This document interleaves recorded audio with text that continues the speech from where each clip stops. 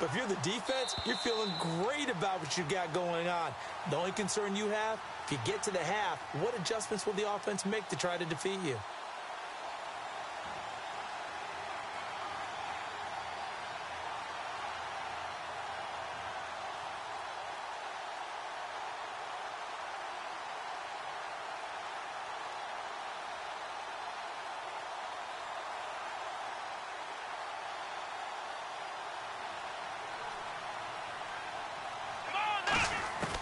Now a shotgun snap as they'll look to throw.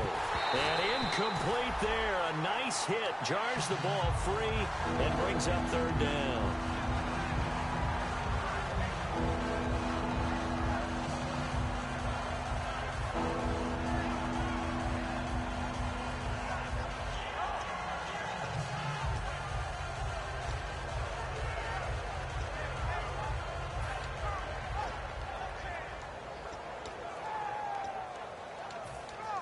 Seventh play of this drive coming up, but a long way to go on third down. Let's go! Brand 38! From the shotgun, he'll look to throw. And he finds a man with a crossing route. It's a gain of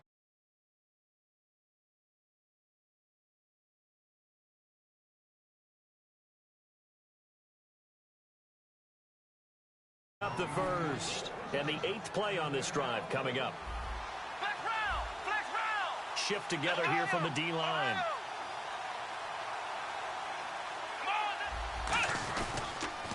Now they'll run it on the toss.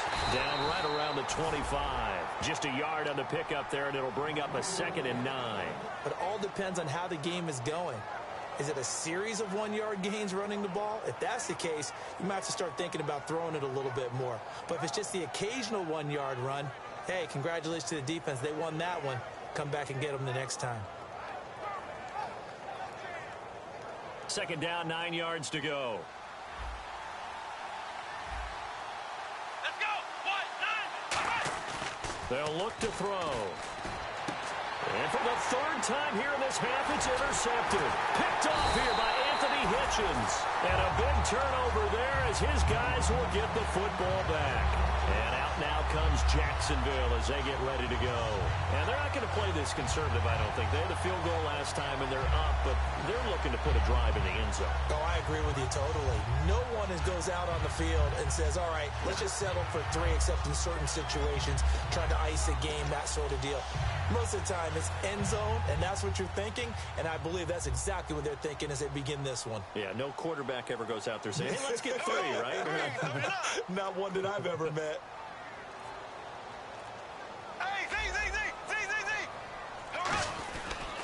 And they'll run it here. And some room for him there as he'll take this up to about the 15. It's a 6-yard pickup, and it gets him to 2nd and 4.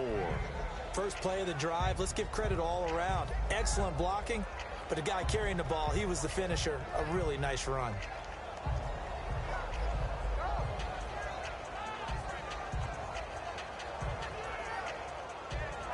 Second down and 4.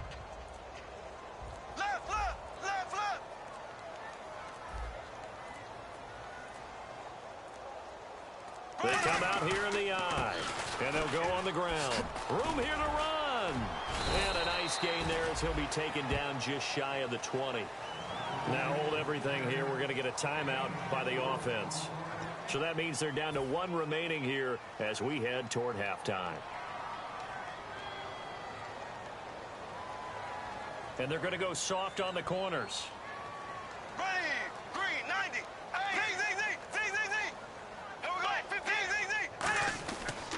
And they'll go with a ground attack here. And he's got the first as they'll bring him down at the 28-yard line. Now whistles come in. We're going to get a timeout here by the offense. And with halftime on the horizon, they'll be out of timeouts from here forward. Now a play fake here on first down. He's got time in the pocket. He's going to loft one deep left side here. And unable to connect on the long pass. It falls down incomplete. So it's on to halftime of this AFC divisional round matchup as we send you downstate to Orlando to check in with Larry Ridley and our EA Sports Halftime Report.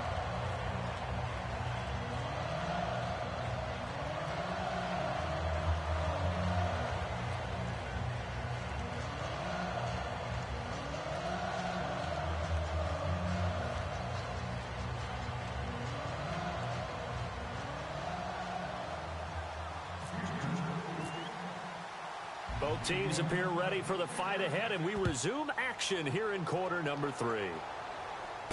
This is fielded at the goal line. And a nice return sets him up pretty good here at the 30-yard line. Out come the Jaguars now as they'll go on offense first here in this third quarter. They built a good first-half lead. Now they have a chance to add on to it. And what I'm thinking is that the offensive staff spent the entire halftime just working with them on, here's what we think they're going to do to attack us in the second half.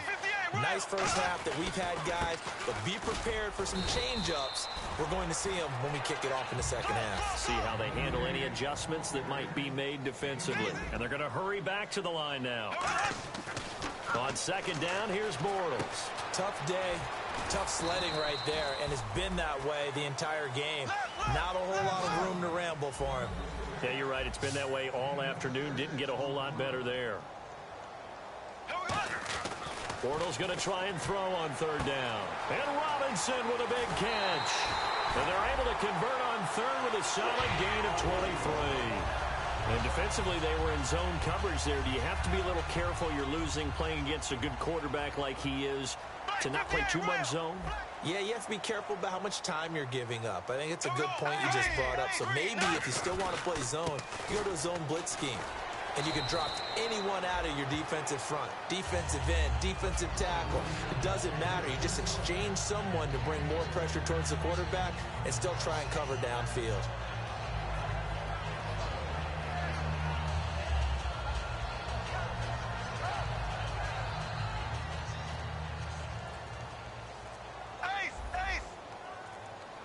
The play clock's running down.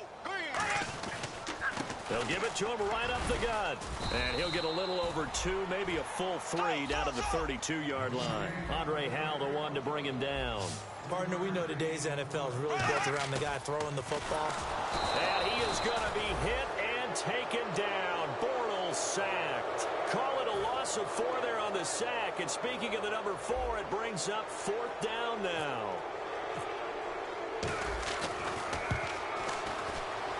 And this won't get there. Won't be on line either. It's no good.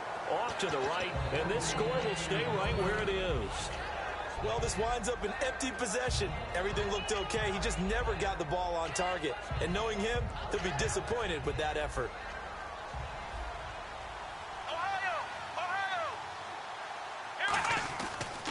They'll try and get the run game going. This is Miller. And he'll take this one up close to about the 45. 2 yards on the pickup there. It'll be 2nd and 8. I do know from experience that when you slow down someone's running game, you're now doing the dictating on defense. And guess what? Now you're getting ready to tee off on their quarterback because they have to throw it all the time. But you still have to be alert for the draws and other plays of that nature to make sure you don't get hurt. They'll look to throw here. And the hit jarred it loose. It's incomplete. And he still doesn't have a catch. We're into the second half. I think it's a little bit of a surprise to me, but that was one he should have caught. Absolutely. That was his best opportunity right there. He dropped it.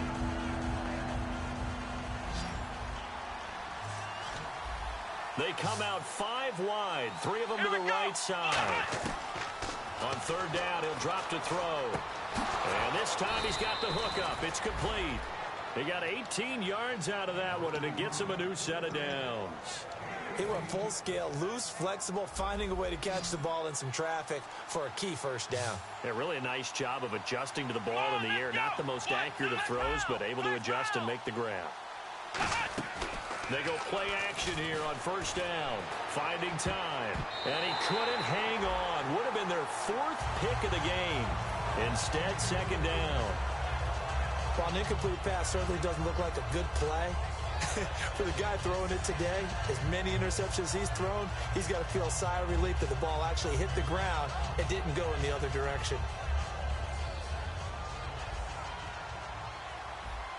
5 receivers in the game, 4 of them to the left side. He'll try again with the arm here on second down. Fuller brings it in over the middle. 6 yards is the pickup, and that'll lead to a third down.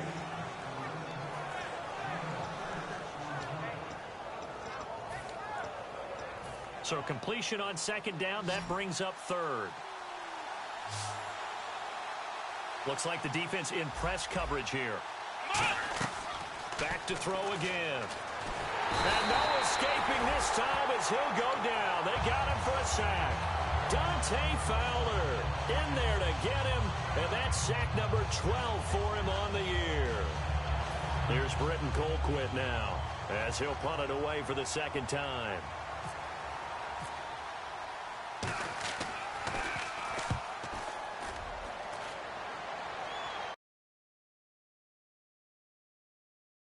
There, this is well into the end zone for a touchback.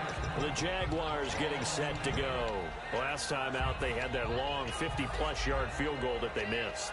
And I'm sure on their sideline, they're thinking to themselves, okay, do we still want to try one if we're in that position again? And I would dare say that the answer would be yes. They're going to have a lot of confidence in their kicker.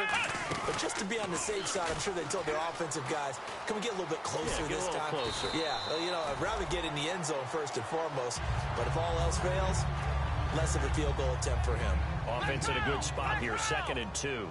Now, that's a run that warms a play caller's heart because you're actually set up to do whatever you want on offense.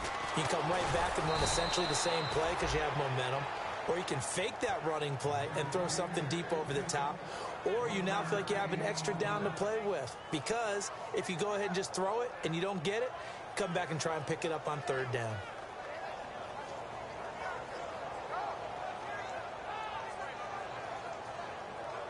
So it is 3rd down now, but less than a yard to go. They'll come up now in the Wildcat package. Now a handoff looking right. And he is going to lose yardage here. He loses 4, and it brings up 4th. How many times do we hear from coaches getting north and south as a runner, especially in short yardage situations?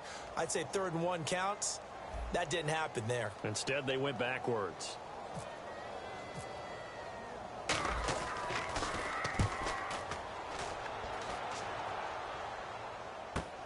This is brought in at the 21. Fighting him off. Just ran right through the trash. A good return there. Call it 13 yards. And the Texans take possession. And now out comes Houston. And down on the scoreboard, certainly needing to avoid what happened on the last drive, punting the football. Sense of urgency has to take over for them here. They know the score. They know the situation. And by the way, the punter no longer exists for their offense. That's how they have to treat this drive. They need points. Big time. Off the play fake, he'll look to throw.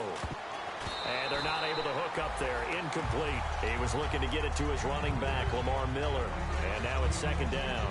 A pretty good coverage there, and both of these defenses, they've had good coverage throughout this one. No doubt about it. And in today's NFL, where we're used to a bit more scoring, this feels almost like a well-pitched game in baseball on both sides where the tension continues to build. Who's going to make the big play? And he's got Fuller. A very solid gain of 27. Well, even after all those interceptions, he's not deterred, still confident to go deep at work there. I think all the old rules about playing that position still apply. If things go wrong, you still act like you're the best player out on the field. You still carry that supreme arrogance with you and continue to fire the ball. I've seen guys have games like this, and this is where you find out if you're great or not. Can you overcome some interceptions and still lead your team to victory? And he'll take this one down to the 36. Give him 3 on 1st down. It'll set up a 2nd and 7. Some of the most unselfish players on any football team, defensive tackles, because we ask them to just eat up blocks and allow other people to make tackles. But when he can make a play himself, as we just saw there, that's a big day. Back now in Jacksonville. It's Texans football, but they trail here as we get started in the 4th quarter.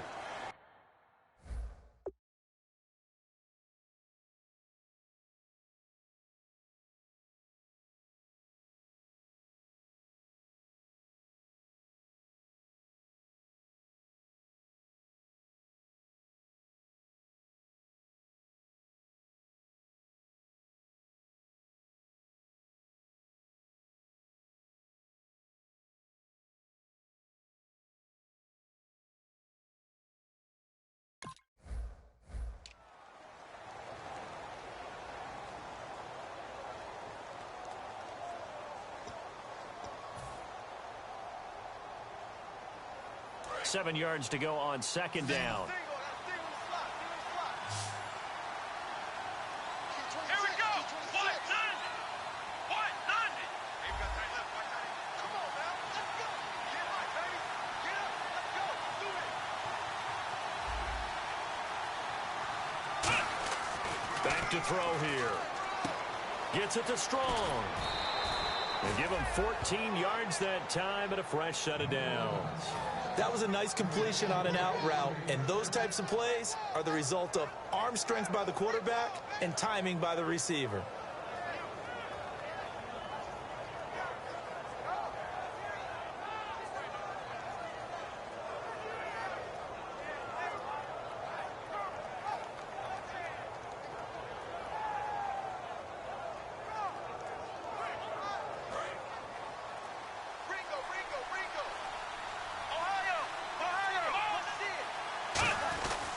Gonna give this time to the tailback. 3 yards on the pickup there, and it'll be second down.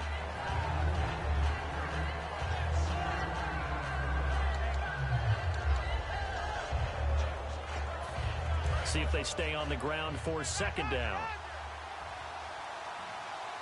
They come up in an offset eye. And the D-line pinching together must be expecting the run. They'll look to throw. To the sideline, and oh, a nice catch there. Made sure the feet were inbounds, and they were. Was that a receiver? Yeah, actually it was. It was a running back who was a receiver on the play. Ike's been spending time in the receiver drills getting his feet down. Well, those guys out of the backfield, they got to be good, agile with their feet. He showed the agility there with a toe tap. No doubt about it. It's like he'd went to ballet school. Got the toes down and stayed in bounds. And he couldn't hang on to it through the contact. Incomplete. Slants are so tough to cover because everything happens so fast. But sometimes it happens too fast for the guy catching the ball because all of his movements have to be quick off the line of scrimmage, and then all of a sudden the ball's right on top of you. And maybe he got a little bit ahead of himself there. Yeah, a lot of times coming in with good pace, and he dropped it. All right, so you needed 2 scores to get back in the game. The field goal then maybe not exactly what they wanted, but it's a necessary first step. Still plenty of time remaining, but you could really use a stop defensively after the kickoff, preferably a 3 and out. And out now comes Jacksonville as they get ready to go. They've got the lead. Last time had to punt it, though. What's the key to this drive? I think it's leverage. The leverage. Big guys up front. You know the motivational speech on the sideline is, guys, give us an opportunity. Protect the passer, create space for our runners, and let's go ahead and get these guys. Low man wins. Let's go do it on this drive. We'll watch that leverage on this drive. They'll run it now out of the gun. Muscles him off. 7 yards on the pickup there, and it'll leave him with a 2nd and 3. I know that every now and then we get in those meetings with coaches, and you always, when they talk about staying on schedule when they're moving the football, but would you say a 7-yard run is ahead of schedule? 4th quarter with a lead, you love that, don't you? No doubt about it, because staying on schedule is trying to get 4 downs on first down. They did that, plus 3. So much goes into a successful play, doesn't it? How about that play action there? Freezing the defense just enough to bring the tight end free downfield for the completion.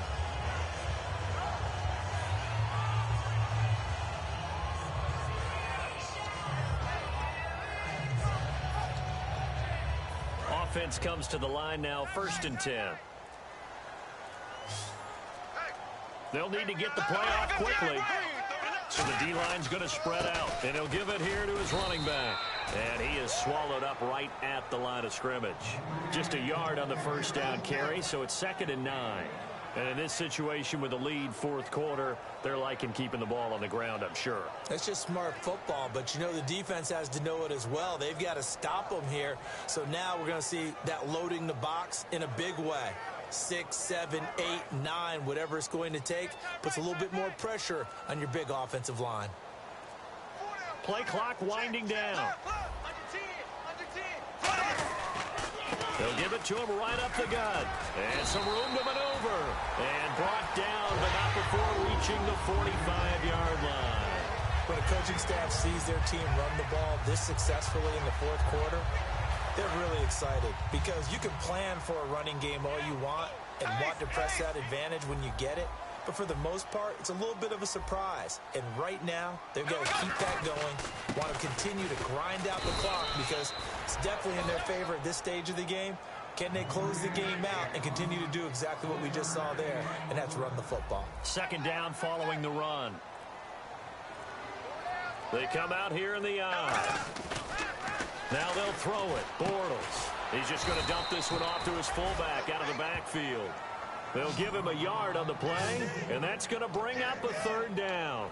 I wouldn't be surprised to see the next step in utilizing this position is to actually utilize more of a scat back in this spot, because we saw the catch there, right? What else you would put there? Yeah, didn't get the big yardage there you might out of a smaller back. 4 down, 4 down. Here we go. Blue, black 58, rail. Black 58, rail. Throwing his Bortles on third down. And he's got Bennett. It's a gain of 17, and it'll give him a first down. And that pickup of a first down, that's going to leave a mark because they really needed to stop them there, didn't they? So frustrating. Defensively, you're a play away from getting that football back here down late. Tough. Now they've got to find a way to create a turnover or takeaway. Otherwise, this one will probably get away from them. And the play clock is going to run out here. They're in no hurry to get a play off.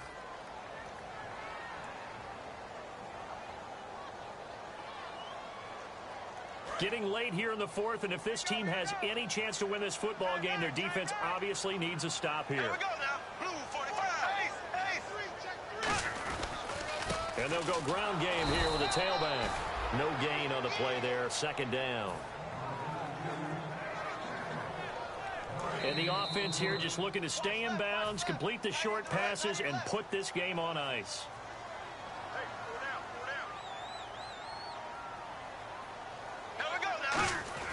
Bortles to throw on second down. And he can't get a throw away. He's taken down. And now the Texans are going to stop it as they signal for a timeout. It's just their first. They've got 2 more to use here in the final stages.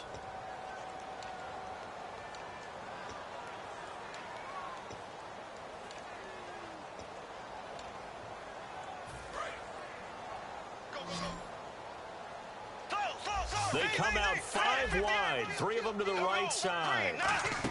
They'll run it now out of the gun. And he'll get this down only to about the 46. 2 yards on the pickup there. It's 4th down.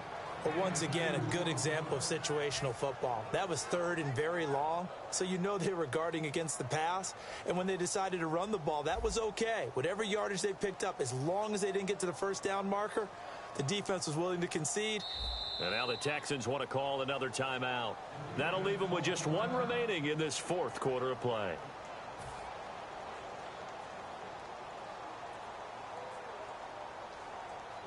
And the Jaguars send out their punter. On for his second punt. He'd take a repeat of his first. He gets this one away, and boy, it's another boomer. And there's a work of art right there. Out of bounds at the 2-yard line. The Texans offense now, they get set to head back onto the field. They're down here in a 1-score game. But the time, it's a factor, but it's not a huge factor right now, is it? It's really not, because this amount of time gives them a chance to run their offense, to go through play sequences. And this is what they work on every week in practice, usually on a Friday. They go over this type of a situation, late game situation. What are we going to do when we have the opportunity? They've called these plays a bunch of times. Now's their chance to execute them. They have the opportunity now. Here's the execution. Will Fuller was the intended target, and that'll bring up second down. The best receivers we know always tease their quarterbacks that, hey, no matter what you do, you cannot overthrow me. Well, guess what? That's exactly what happened on that play. Normally, they timed it up pretty well, but on that one, he just overshot it.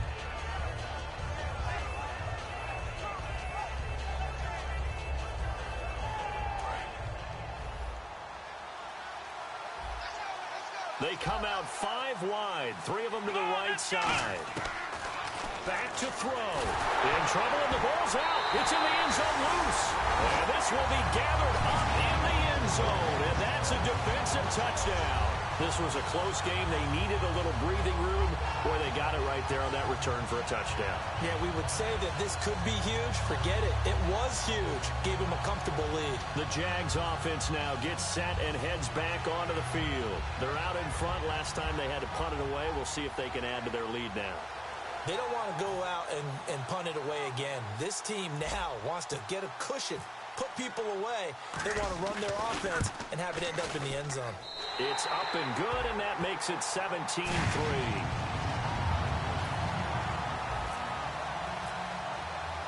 And you can bet they're preaching two hands on the ball here as the kick's away following that fumble return. This fielded a few yards into the end zone. And what will cost him about 5 yards as he only gets to the 20. And here comes the Texans now.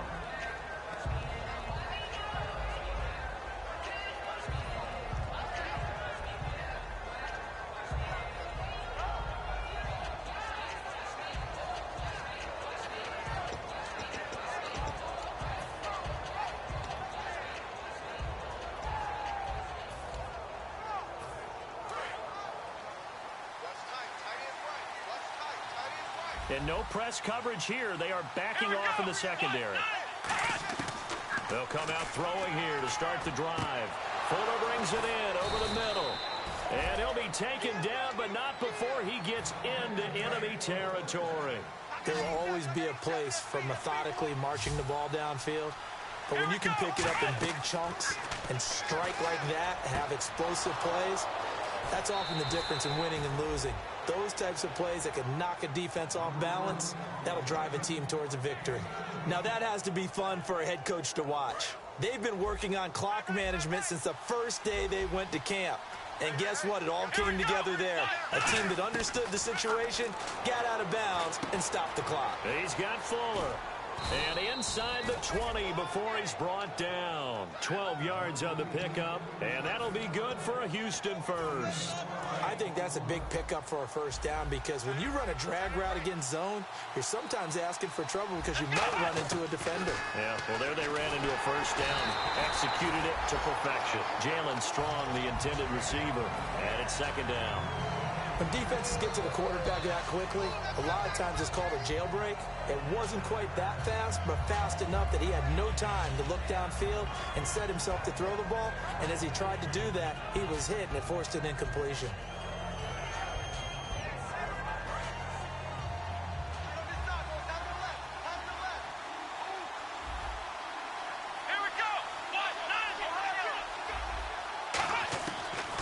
Second and 10, he'll look to throw again. Flush to his right. And it looks like he'll be just a yard shy of the 5 here as he's out at the 6. It's a good gain of 11, sets him up first and goal. That was an excellent job of recognizing the situation. His first read wasn't there. Heck, his second read wasn't there. But he bought himself a little extra time scrambling out of the pocket, got to the sticks, and picked up the first down.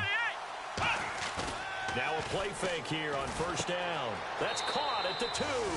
And he's in. Touchdown, Houston.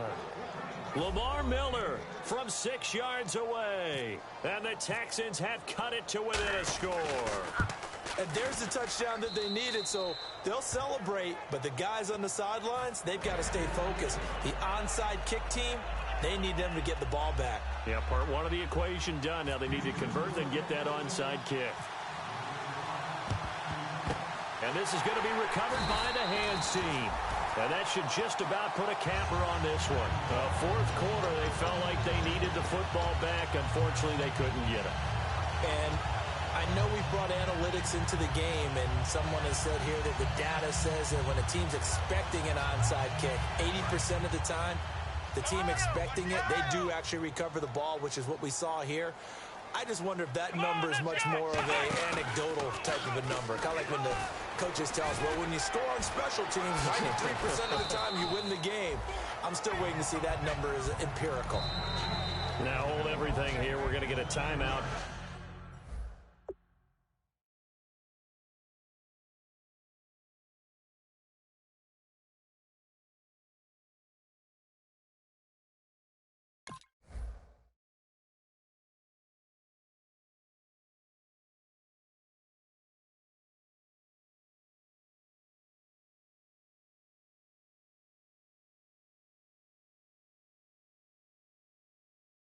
by the offense. It's just their first. They've got 2 more to use here in the final stages.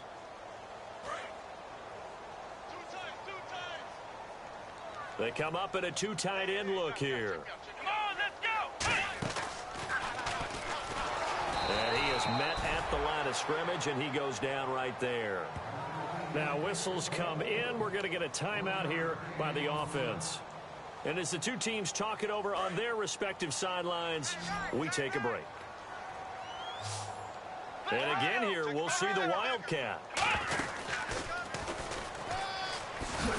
And he's going to get to the 31, enough for the first down. And Charles, I think when the schedule comes out, all teams, no matter where they're predicted to finish, talk about protecting your home turf. They were able to do that here in this one. Similar to a tennis match, right? Not letting them break your serve. That way you hold on to it. They got it done, and they feel very good about that victory.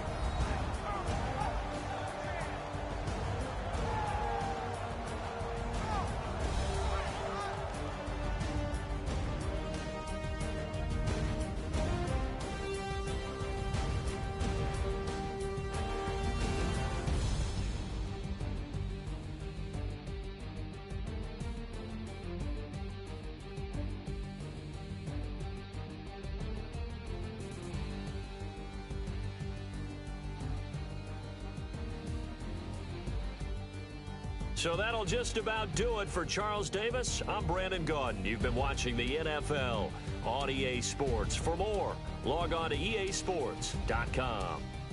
The Jaguars are winners here as we say so long from Jacksonville.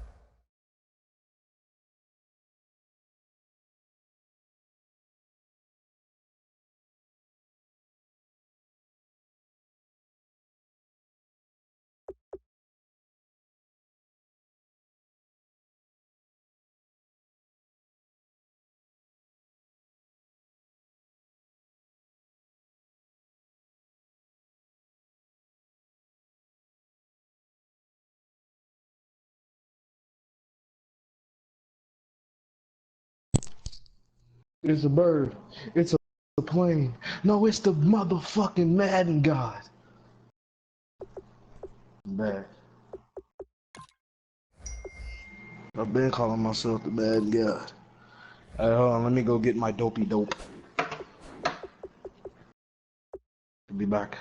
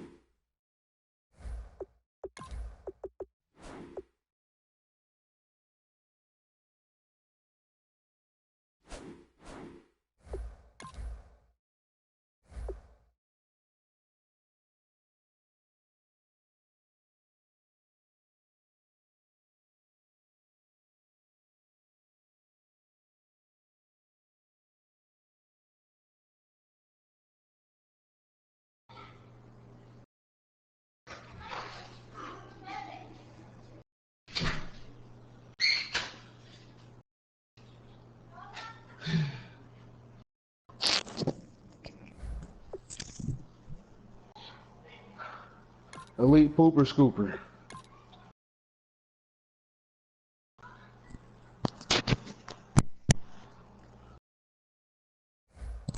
Elite pooper scooper.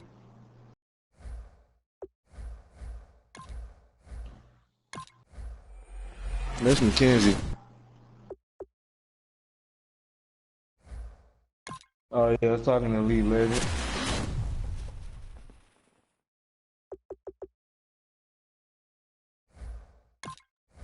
Oh yeah, y'all playing your game?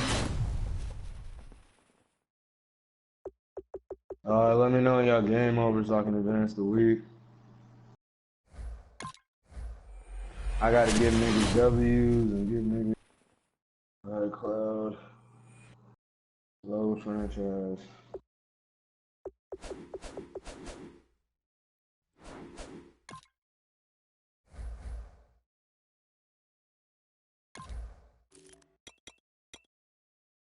He's in the party right now.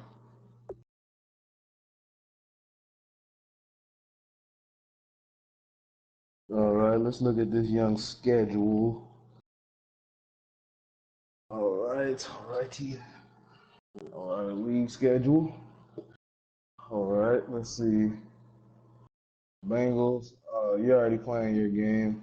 Texans and my home win. Bills and Patriots. The home win. Falcons and Aliens. Home win.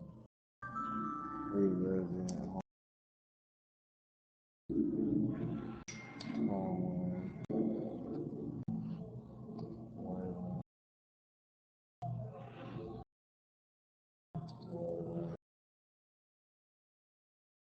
Alrighty, so everything is set. Just let me know when your game is over. And boom, we in that thing.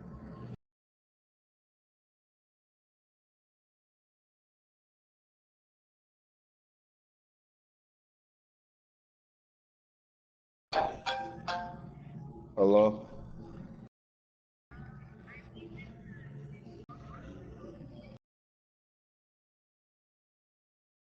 Huh? Uh, uh, alright, bye.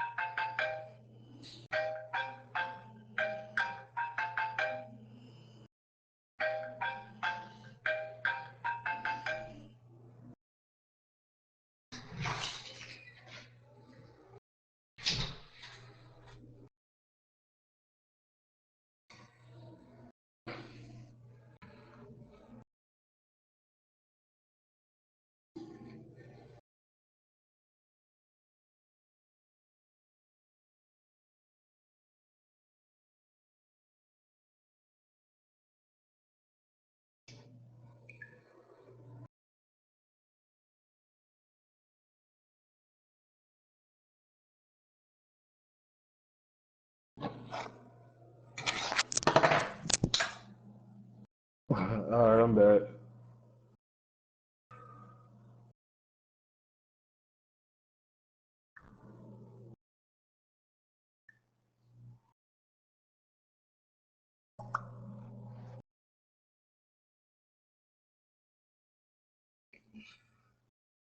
Yeah.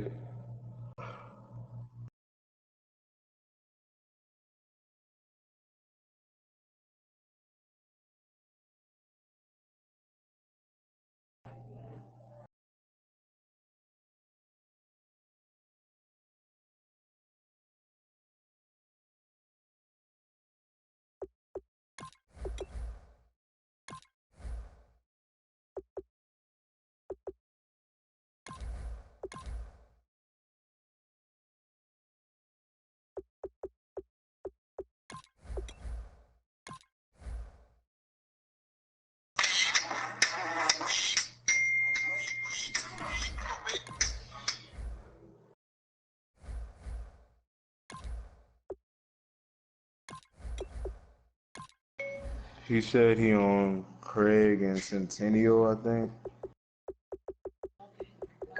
All right. What did y'all do to that bathroom? I have no idea. The mirror broke? What you Yeah, Chantel did that. All right.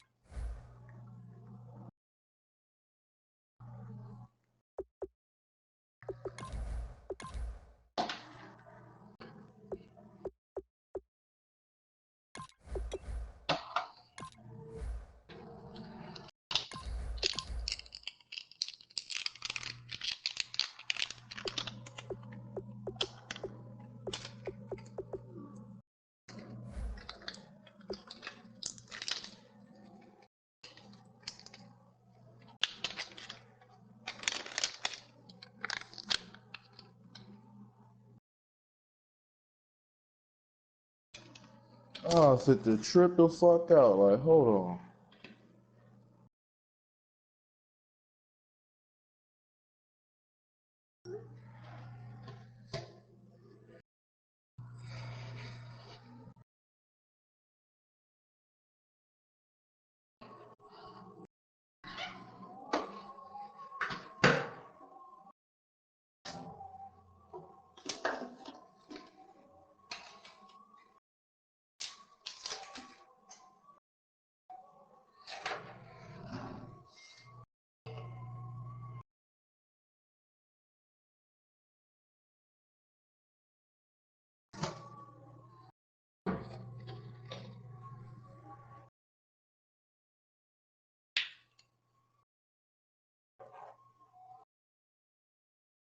They call me Big Daddy Kane.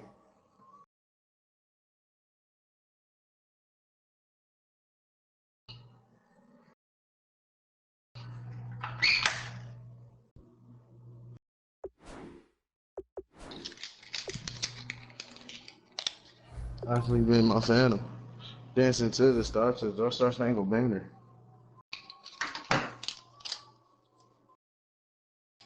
Shake the ladder.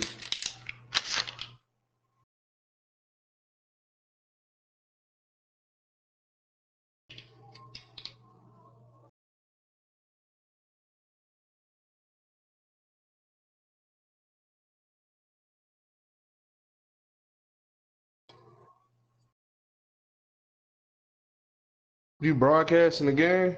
Real? What score?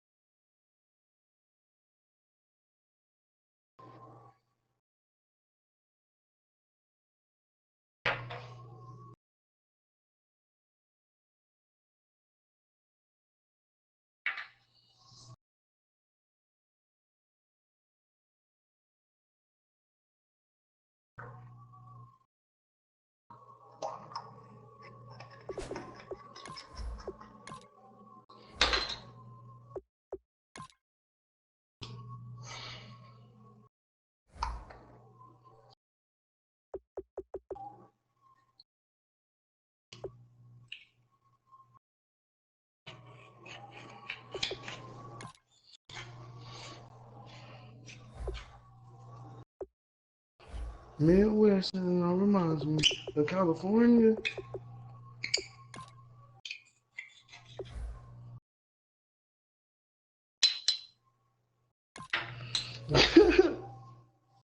There's no place like California. California, eh. My shit right there. No, my shit that got annoying to me was that, please tell me why you always like, that shit got annoying.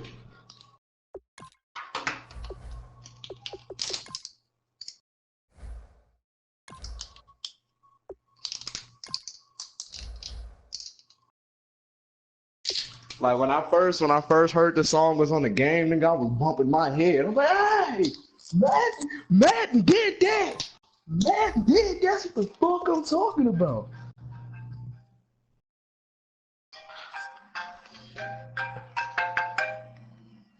Hello?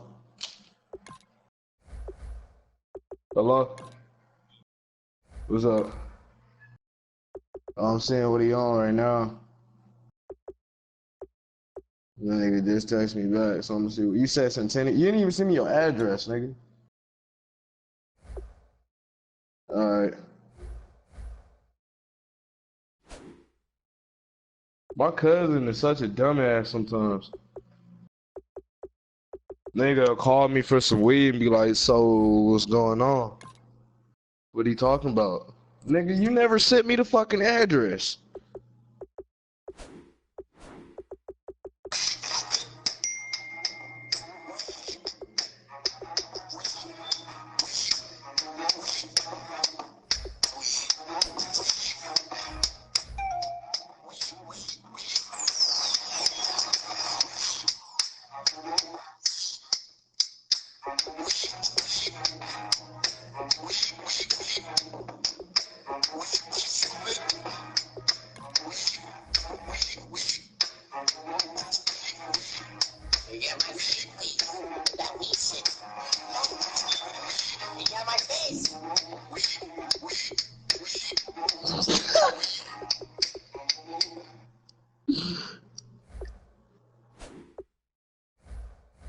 What?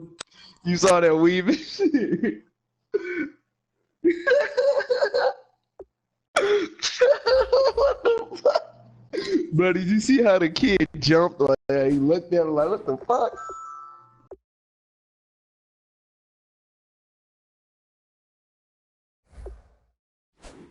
No, you can go for that shit.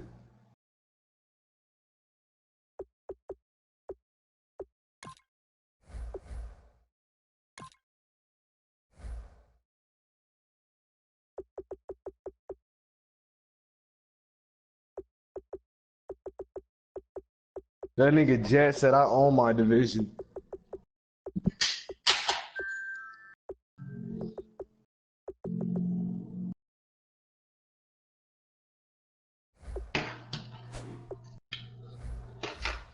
That nigga real got the first W of the week of the season. Come on, man, get that W, man. Don't choke.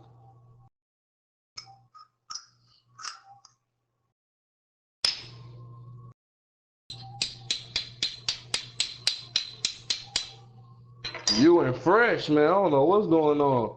I played Fresh last night. Fresh ain't looking too good. I beat Fresh 48-38 last night. Yeah. Yeah, I'm 2-2. Hey, that Charger nigga, he alright. Nigga, he caught me when I was high as fuck. Nigga beat the shit out of me, bro.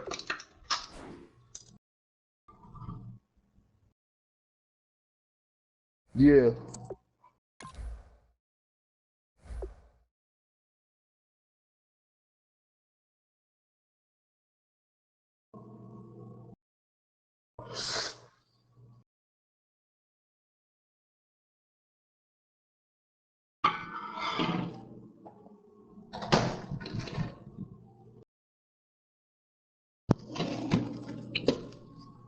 My baby mama be in hella mad. Nigga, 'cause she'll make dinner, and I won't eat that shit till I'm high as fuck.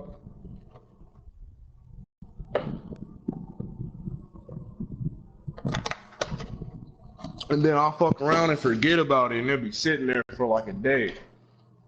I'll be like, man, I'm hungry. She like, babe, did you eat that food from last night? I'm like, what food? She like, nigga, you know what the fuck I'm talking about?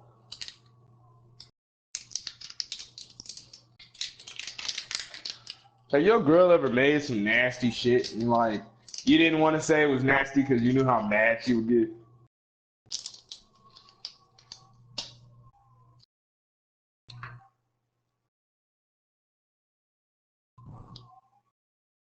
Hell yeah. He said you get past that. Yeah, I've been with my baby mama since for like 2 or 3 years.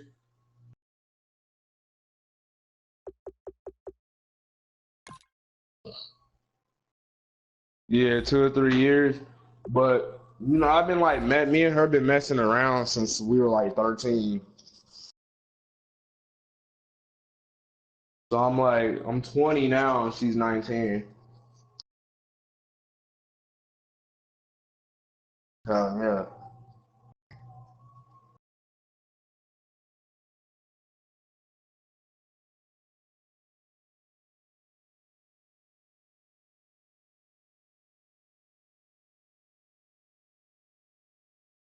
Man, I miss them days, man. I mean, I'm sorry that that happened for you, but at the same time, you gonna love that shit. 'Cause sometimes I'll be wishing like, fuck. I wish I was like, fuck, you get on my nerves. I just want to fuck another bitch.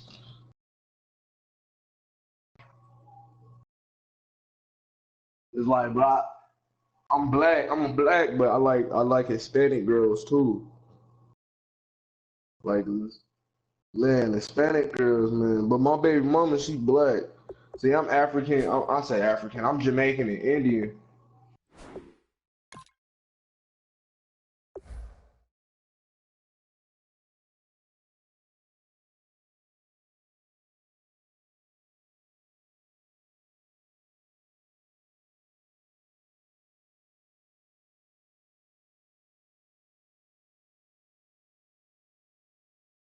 With the game already over with, what's the score? 20. Oh yeah, you bullshit, nigga.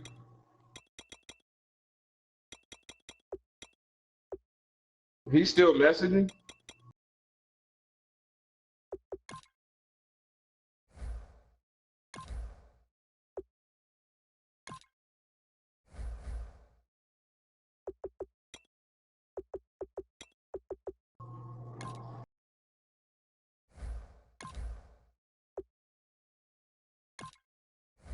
Man, let me watch this shit, man.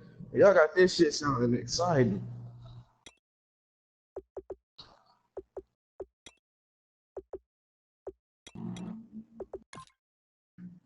How do I watch it?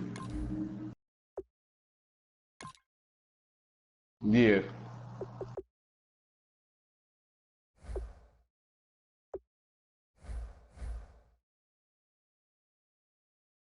Oh, I'm there. Yeah, I'm here right now. I'm looking at the screen. Somebody named Mitchell Harris said nice defensive touchdown.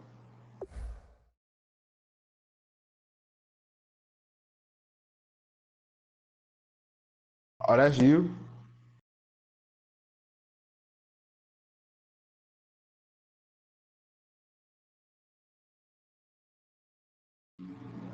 Wait, Mitchell Harris, that's you, real? Nigga, you look young as fuck.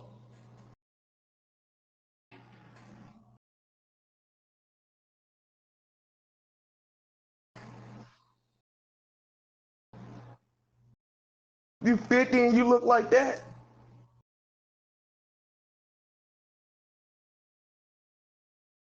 God damn, nigga.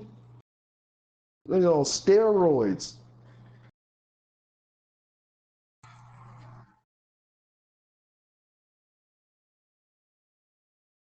Oh, real? You done fucked up. He about to rape you.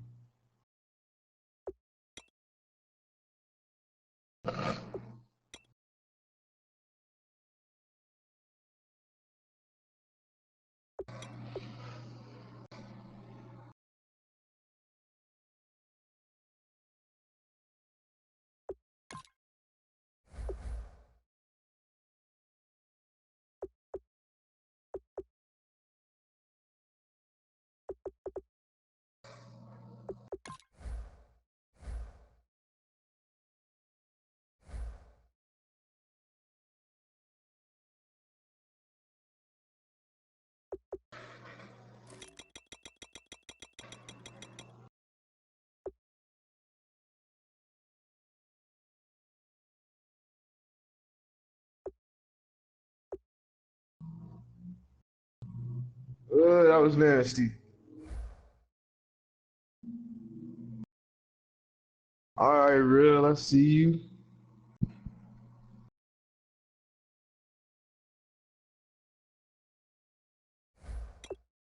He better not quit. My nigga quit, bruh. You got win, bro. You get the win.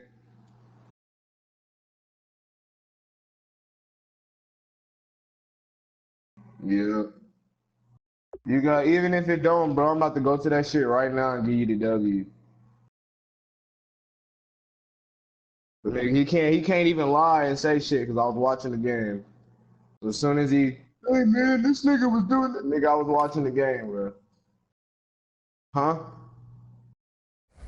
I would already gave you the win. Bro, this nigga dropped out of the league. Yeah, bro, this nigga dropped out of the league, bro. What a bomb. Alright, y'all ready for advance? Bro, I'm about to like message this nigga like, bro, it's a bro.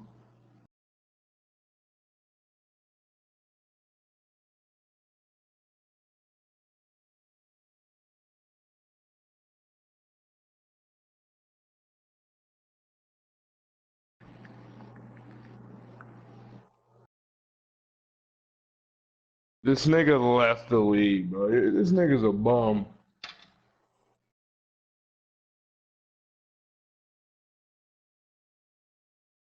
Completely, bro. He even left the group chat.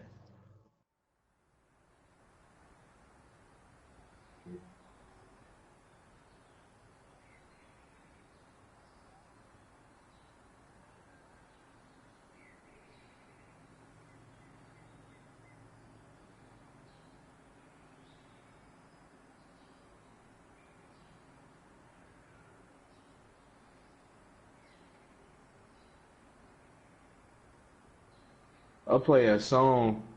We are now in week 5, fellas.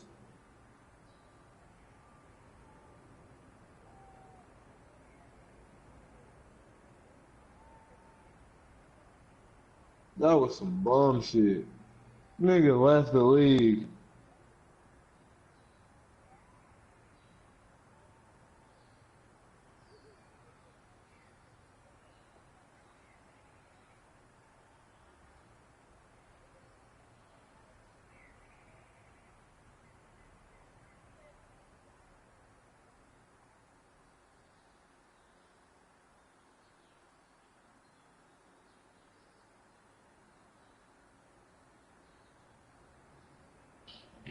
You should be disappointed in yourself. No, that nigga. Not only did you lose, you lost to a team that hasn't won a game. No offense. He gave you the first W, then he quits.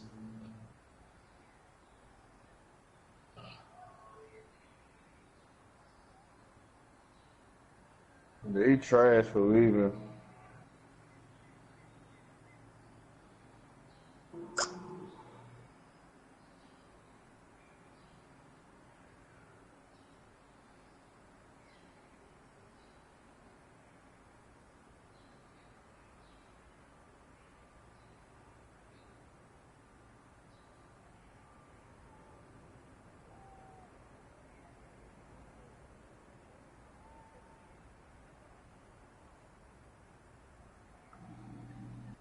Yeah.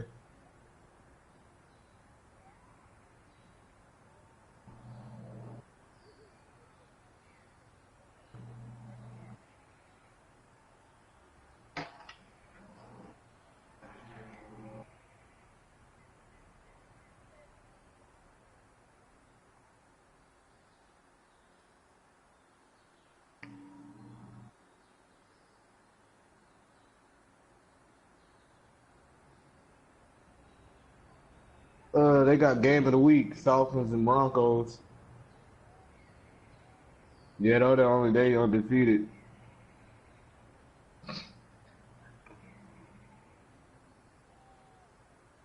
Chiefs is number one. The Giants is number one. I mean number two. The Ravens. What's up, Cuddy? The Ravens are number three. Falcons are number four. Broncos are number four.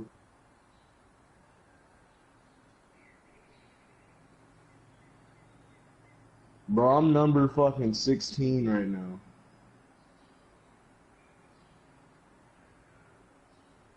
Yeah. Yeah, I played them last night and I ended up beating them. But I play somebody right now. I play I play the Bears. The Bears are fucking what's the Bears record? They're 3-1.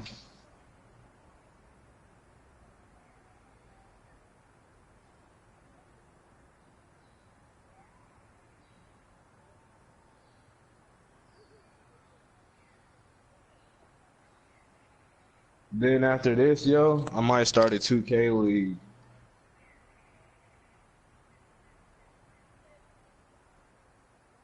Yeah, I might start a 2K league.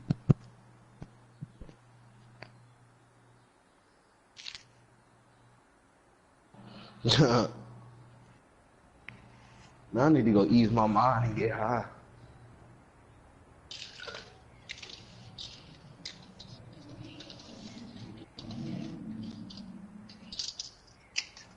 Yeah.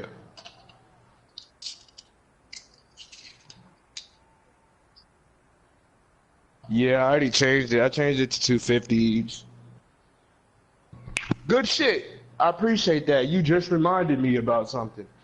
Let me go fucking change them motherfucking things so niggas won't be trading fucking CPUs and shit. Yeah, that nigga Arm McGregor fucked the he fucked the system, bro. And I was wondering why he asked me that shit, bro. I was like, why the fuck is he asking me that?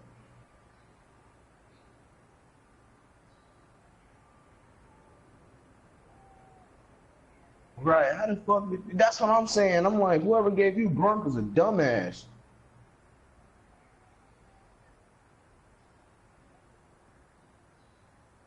Yeah, bro. I was like, this nigga did some foul shit.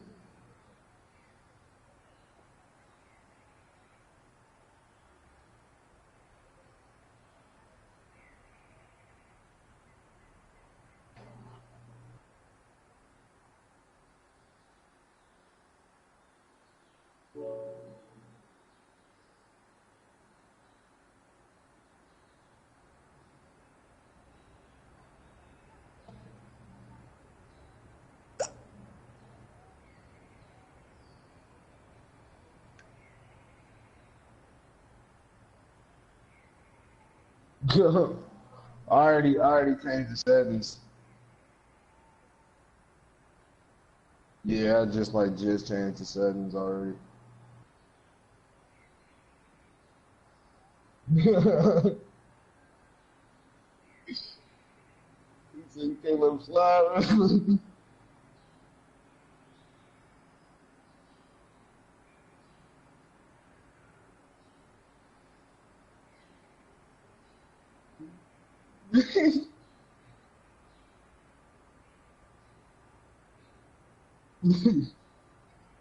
Fuck, bro, this nigga got Jay and Jahi, dude. I want Jay and Jahi.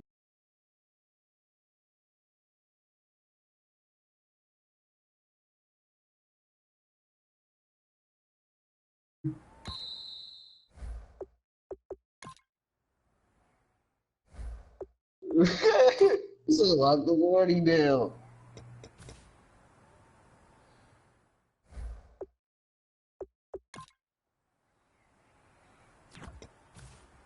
Let me text this nigga Coon, cause this nigga opponent looking for him. Set, move, 45.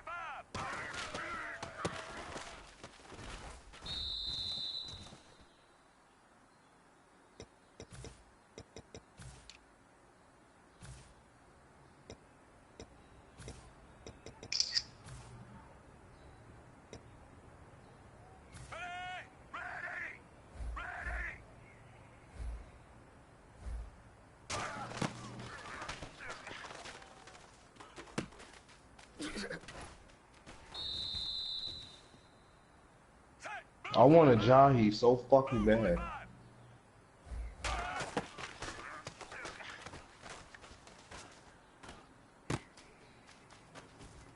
Wait, you talking about a running back? Cause I need a running back. Who you got? Alright, hold on. Let me go to main three. I thought you said Hicks.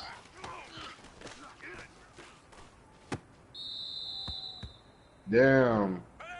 Only got a second round pick.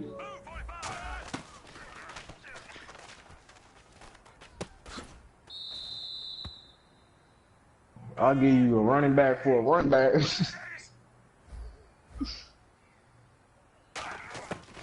Who you need? Because I only got one good defensive player, and that's fucking Vontae Davis.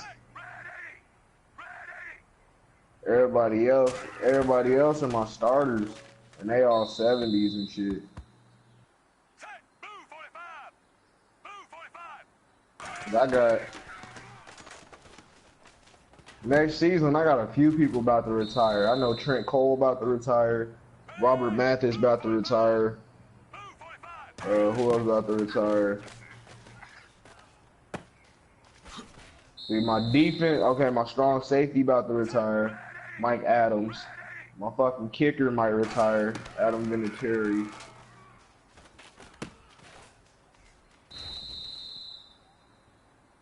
Is Adam Vinatieri like 43? Frank Gore, he 33, so this gonna probably be his last year for us. I'm gonna release that nigga.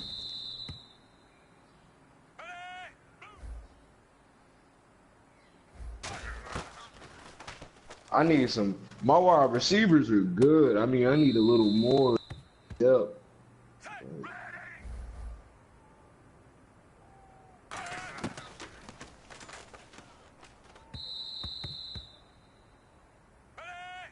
Who are you again? Baby.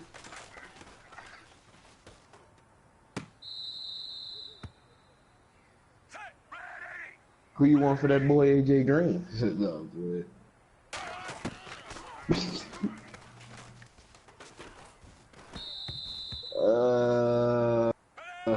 You got fucking Giovanni Bernard. You got Cedric King.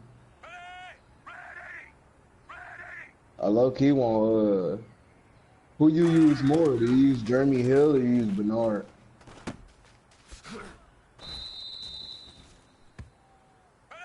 Yeah.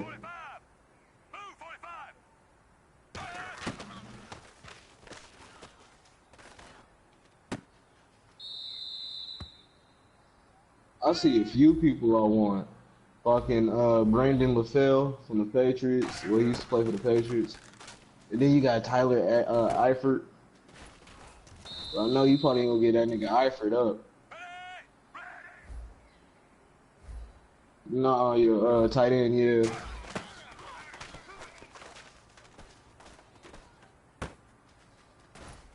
Yeah, I'll give you fuck. If I need a fucking running back bad if I work with Frank Gore's ass.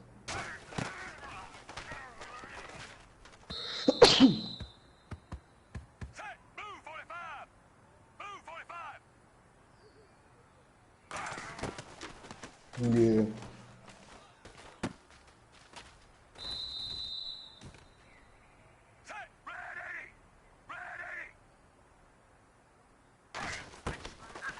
I need Frank Gore running like he was when he played for the Niners back in the day. So I don't gotta build his ass up.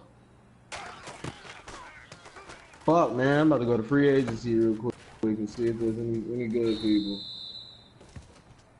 Set. Move 45. Move 45. What's his speed?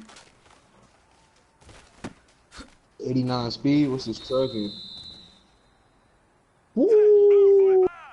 I might say fuck it and take this L and go pick up my nigga Steven Jackson.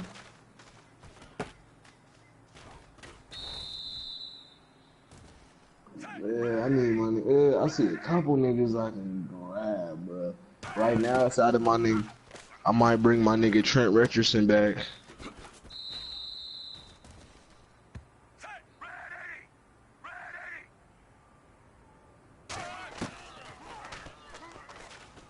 My nigga Trent Richardson, he need to come back. Should I bring Trent Richardson back? He got a 87 speed, 87 acceleration, and agility. And carrying at an 85.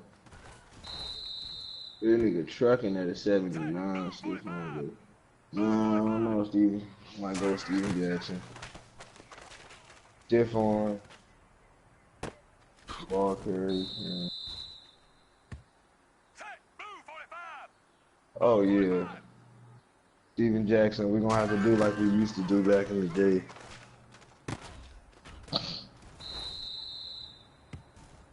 Set. Ready. Ready. Sign that nigga Steven Jackson to a 1-year contract. Ready. Move 45. Move 45.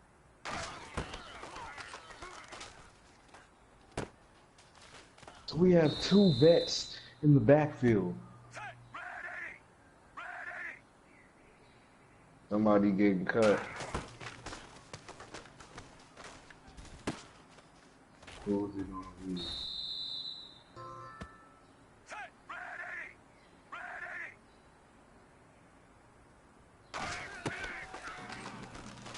This nigga got a 91 speed. Ready. Ready. Somebody gotta go.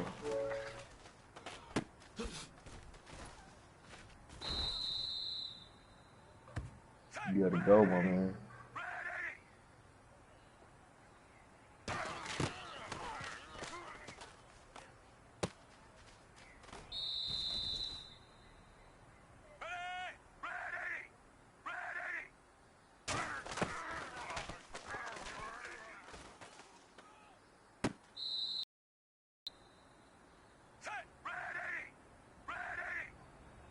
I'm gonna keep you. Who eat the booty?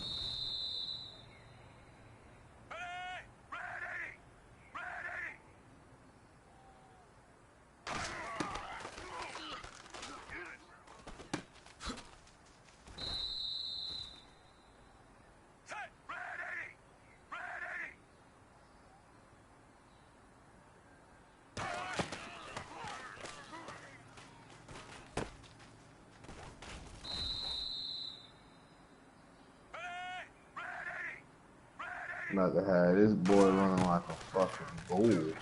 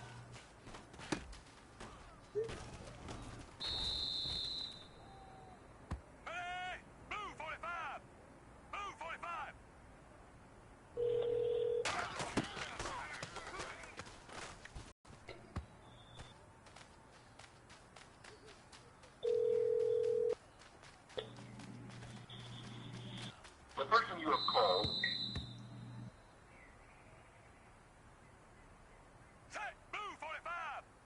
Move 45. Yeah, he on his way. He said he's 25 minutes away. Move 45. All right.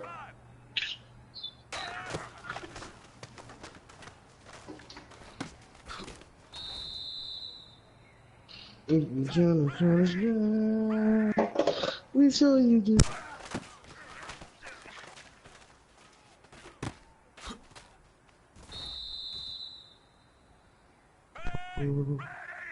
If you just down, we'll show you just how we get down. Well, I get so silent. Where everybody go?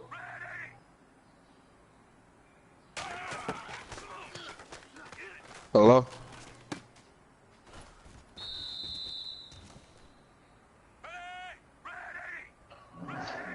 Put the say, got hella silent.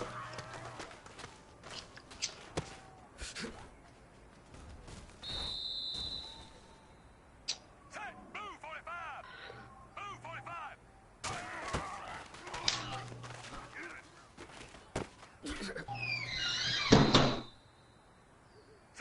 Yeah.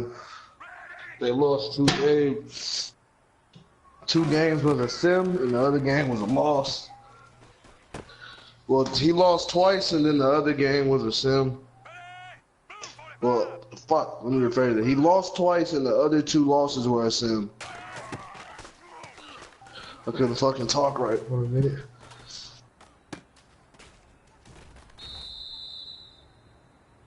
Set, move 45. Move 45.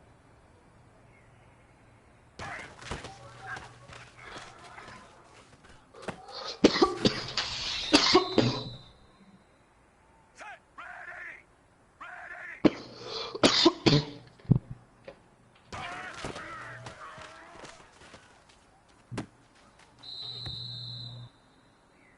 Set, ready.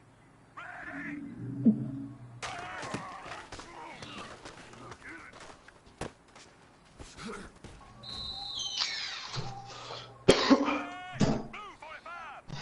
Move 45. God damn.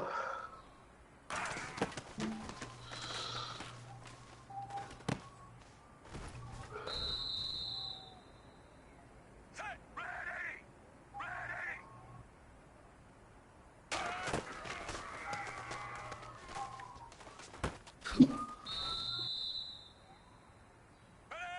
Move 45.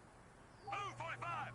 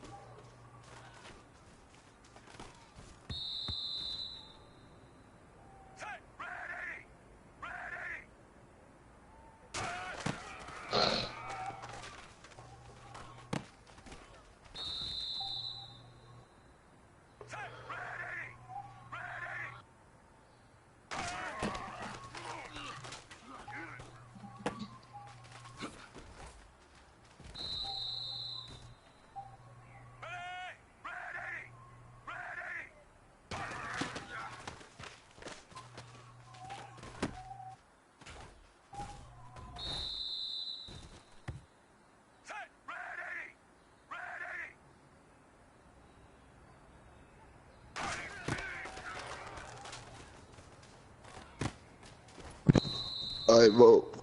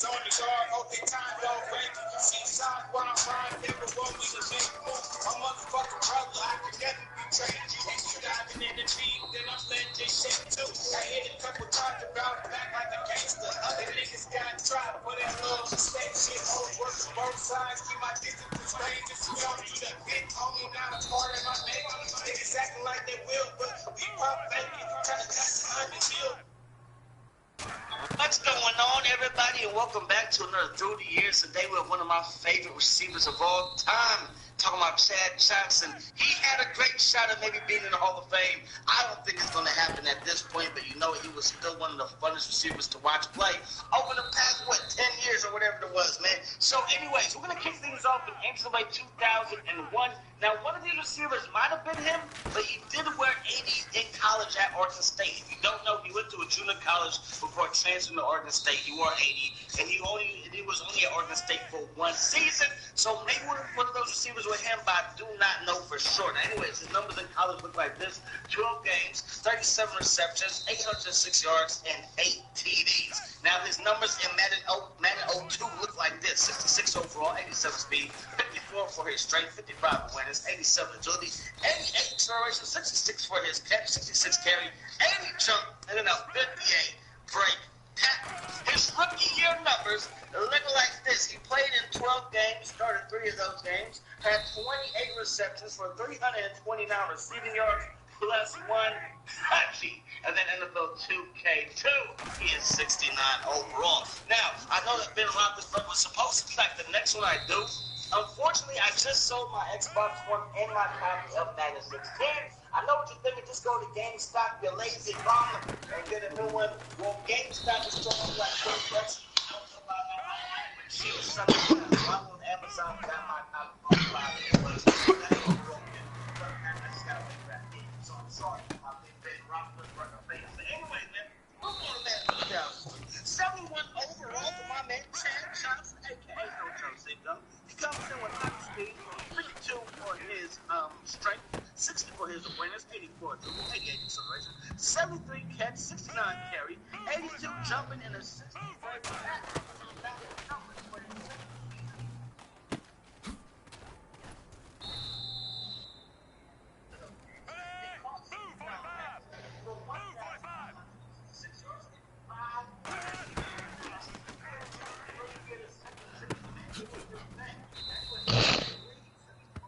You ready, Cuddy?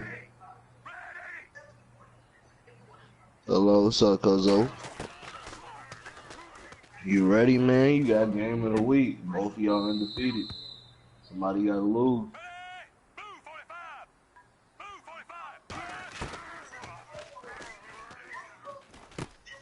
You want a mini lab before the game? This nigga is tough, bro. Yeah. He beat me 24-7.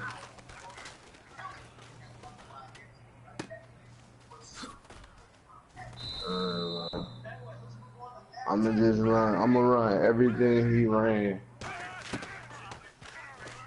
Alright, so I'm gonna send you the fucking regular That's just pretty much the words. So I'm gonna be the Broncos, you be the Falcons.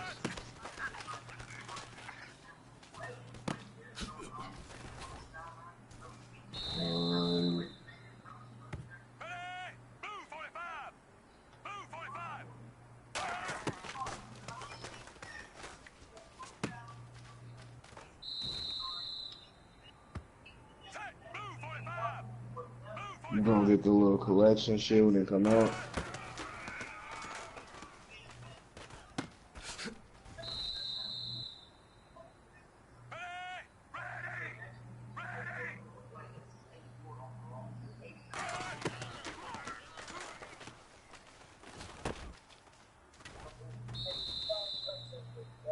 Bro, Chantel got fucking banned. For fucking on PSN. Fucking this dude that liked her, I guess, hella liked her for some reason. I don't know why. He's never seen her a day in his life. And fucking, he was just fucking. She told him that she had a boyfriend, and like all she was trying to do is just play the game with the nigga. And he was like, "Bitch, why you inviting me? You're not fucking me. This and that. Some extra shit. I hope you and your kid die." Yeah, bro. Then he fucking reported her hella times and shit. And then all of a sudden she gets blocked. Like, damn, he could have reported you for spamming. He could have reported you for fucking for your name, for inappropriate ringing. Niggas are weird, bro.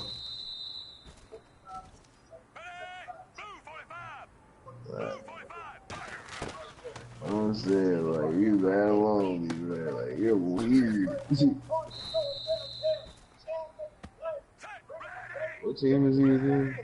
Broncos? Bro, I'm so fucking high. I passed the Broncos. Oh, why?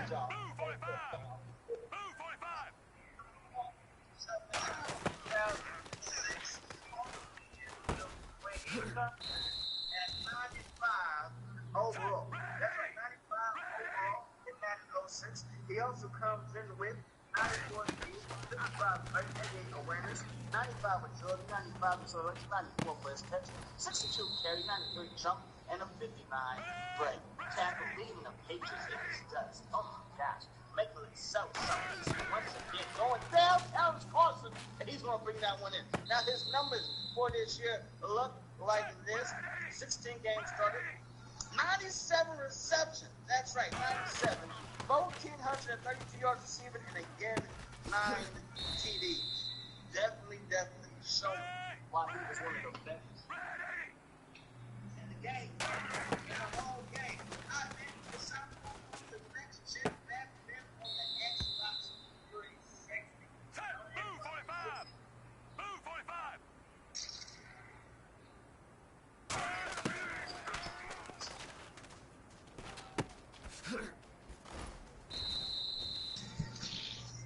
That nigga was just online, too. I know, bro. He was just on the mic.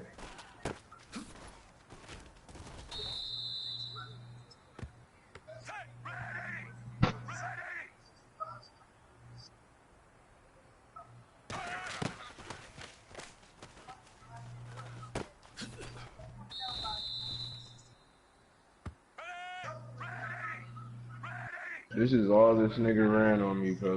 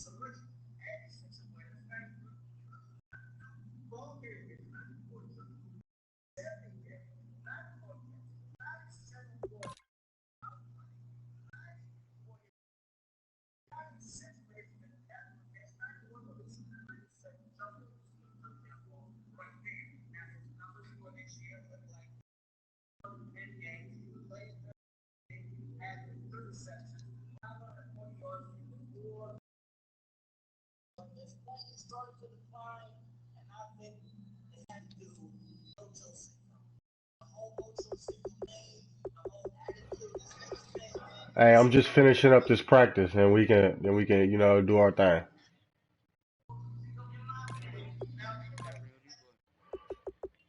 I play a song.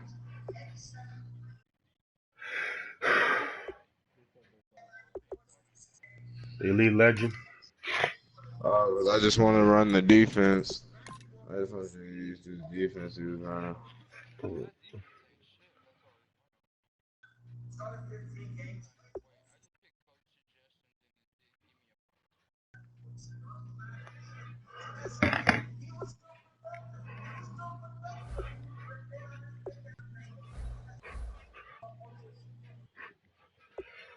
Who you playing, white boy? Where he at? Niggas. Oh, he running practice. I'm thinking like this nigga in the game. We in the game. How the fuck he playing me?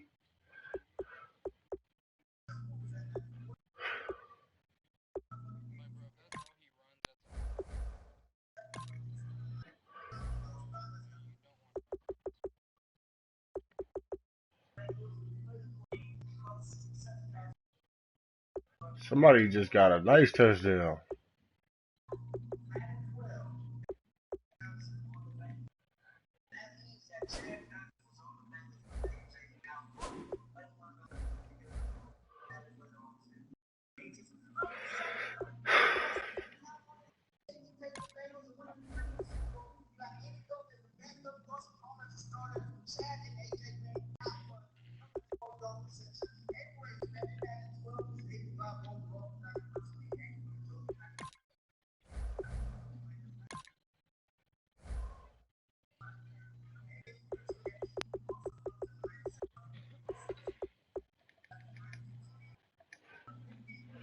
Hey, just let me know when you're done. I can hear you in the chat. My mic kind of fucked up.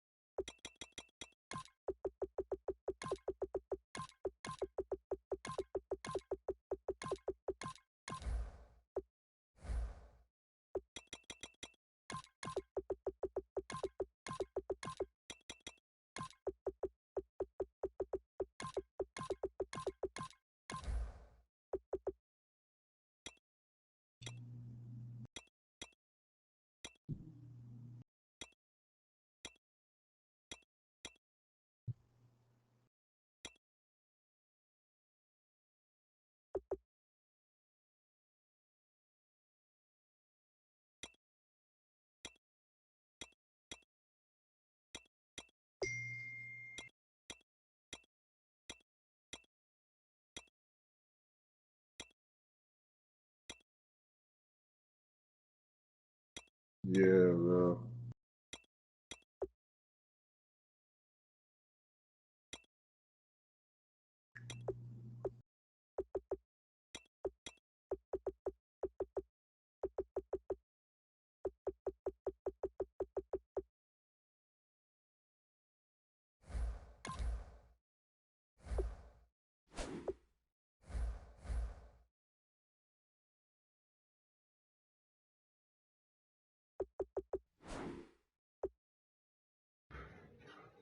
White boy, let's go, let's go. I'm thinking you doing your regular practice and your ass in there just practicing. Yeah.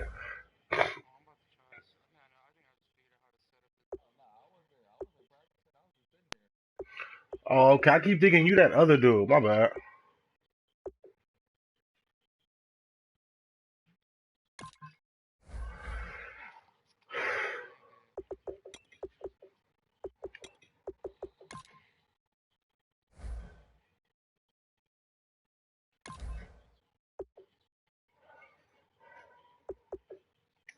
Hey, just let me know when you're ready, cause I'm sitting in the lobby. Oh, okay, okay, okay.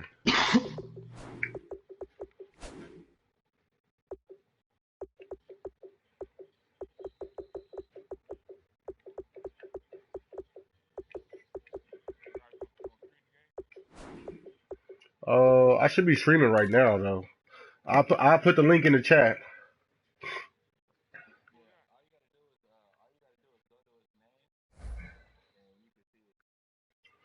Yeah, if you click on my name.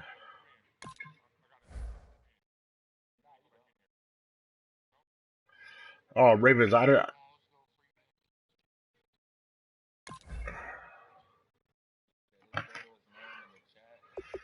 you should be able to see it. What color jerseys you got on? Okay, I'm gonna go all black then, cause I ain't trying to. I had a game where a nigga gonna pick the same jerseys as me though. Bruh, piss me off, blood. I just beat a dude in the franchise. I started the season off 1-5, and I ended up taking dude over for the division on the last game. But he made it to the playoffs, and then I beat the first dude, and then I met him in the next round. Served him. Then he tried to tell the commissioner that he was the one, and that I was cheating and shit. I was like, bro, kiss my ass, go take a seat, and I kept sending hella pictures to him and shit. I'm gonna show you all the pictures I was sending to him. I was sending hella pictures to him. He was getting hella mad. Huh? Oh no, I'm just running random ass plays.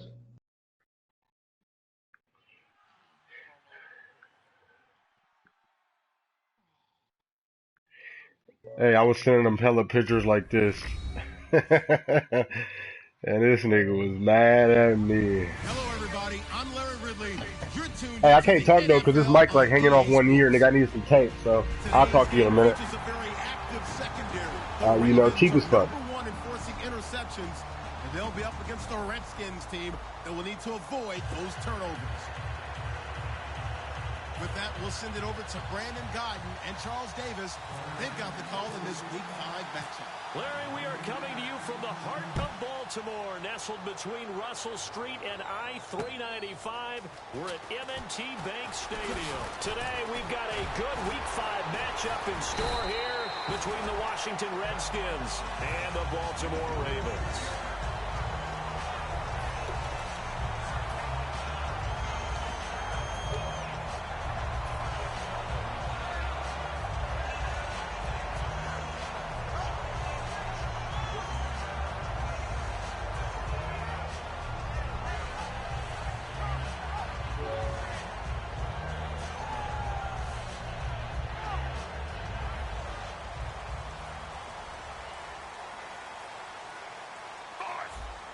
They come out here in the eye.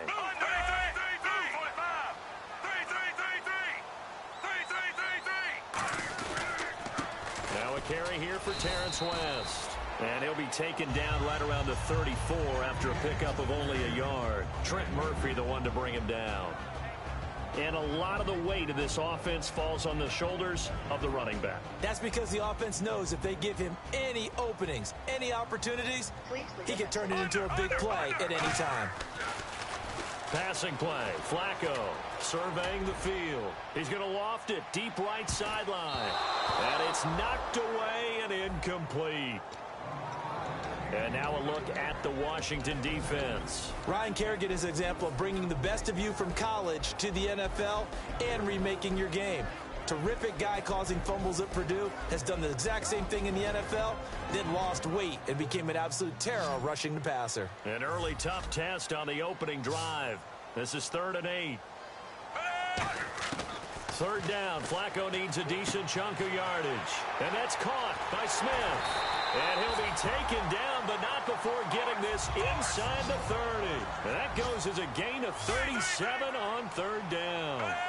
Coaches really don't care from what position they get this, but run after the catch ability, rack ability, is often the difference between winning and losing and changing field position. It's an end around with Perriman. And inside the 20 before he's brought down. It's a gain of 11 yards that time, and it produces a new set of downs. Well, that play looks familiar because we saw them working on it in practice this week. And for a lineman trying to block on this play, they love when they get the defense moving in one direction. And when they try and change directions, it's a lot easier to pick them up and ward them off. 6 yards to go here on 2nd down.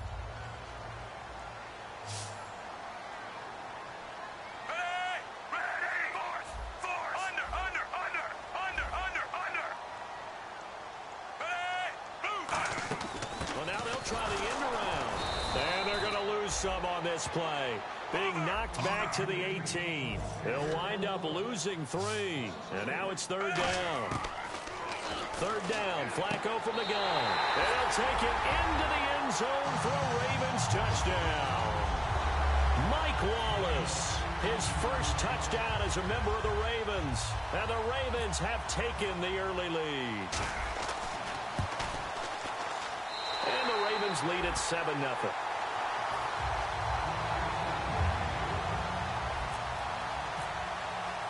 Tucker now to kick it away following the touchdown. And they will not get a chance to return this one as it's through the end zone for a touchback.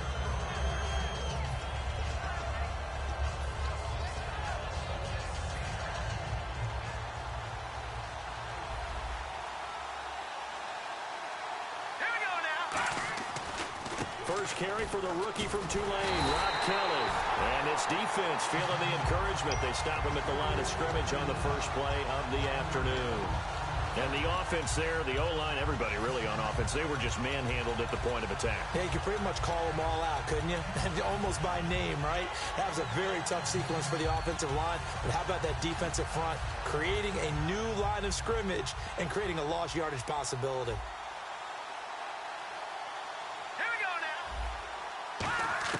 Cousins now on 2nd down.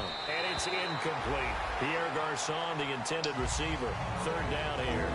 First offensive series forthcoming. Deshaun Jackson, wide receiver that certainly needs no introduction in this league. He's truly one of those don't blink guys because as soon as you do, he's past you and in the end zone and doesn't mind letting you know about it too. 3rd and 11, 5 in the secondary now. Nickel look. Cousins now. Oh, it's a screen pass. That's complete. And this one goes nowhere. Losing yardage back at the 22. He lost 2, and it brings up 4th. So on 4th down, the Redskins will call on Tress Way to punt it away. Back deep for the Ravens, Michael Campanaro. And we'll see what he can do on the return.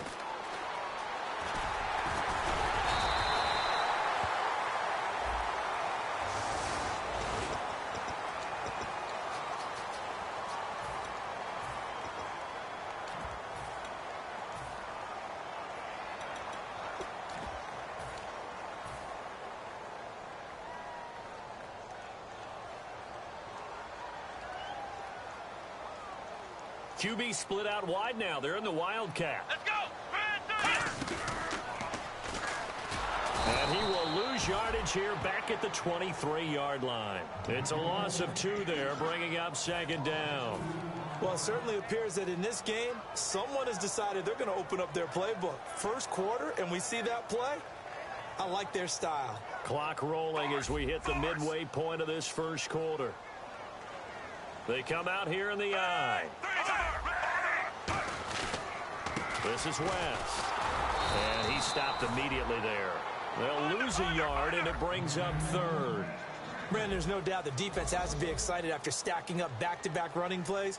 I still remember my old coaches saying, after you've had some success, you better be careful. They might have an answer for you, so make sure you watch your keys, play your techniques, and don't get overconfident. The offensive line and its ability to open holes in this defensive front, something they were confident they could create in this game.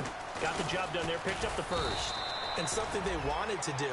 Have we ever met offensive linemen that don't want to fire out and hit people? I mean, they love the running game.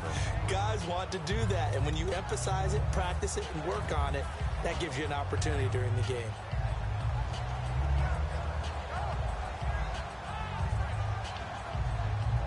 And after the play on the ground, that brings up second down here.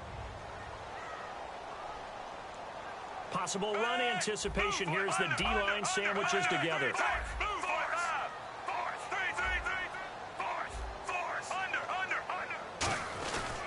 They'll run with a rookie. It's Kenneth Dixon. And he'll go down right around the 47 this time. But just 4 yards on the pickup, but that's good enough to extend the drive. Well, that was a unit that understood exactly where the first down marker was, handed it to their guy who could run it, created some space, and he got there. Yeah. They go play action. Now you got the field goal on the line. He's going to fire one deep over the middle. He That's mostly what he ran on me all day. He went around the fucking 3-4 for the cloud or some shit. 28-yard line. The Redskins offense now, they get set to take over here. And this offense last time turned it over when 4-on-4 didn't get it. They're lucky, though, because no points against the team on the board, but we'll see how they respond. Yeah, they've got to get a lot of credit to their defensive teammates, don't they? They had their backs on that last series, and because they did so, that allows the coach to still stay aggressive on offense and maybe go for it again in a similar situation. I was going to say maybe makes that offense feel good, but when you know you've got a defense making stands like that. Yeah, that'll loosen up things a little bit, won't it? Maybe you'll play a little bit better the next time you have the ball.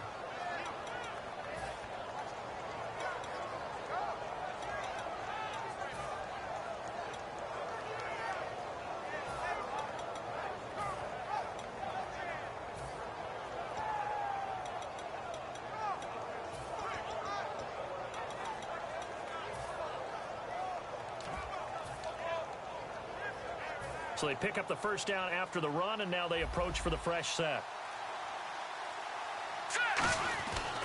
They'll keep it in the hands of Kelly. And now the rookie's free. Touchdown, Washington. A big play there. His 6th touchdown of the season. And the Redskins are an extra point away from tying this thing up. And on that long run, maybe the defense caught napping a little bit. The concentration level may not have been there. I agree with you on that one because those types of plays, when they result like that, they're almost like big bolts of lightning, aren't they? Whoosh, and off he goes. This fielded at the 2. And he'll make it across the 20 as his guys will set up shop at the 23-yard line. The Ravens offense now, they get set and head back onto the field.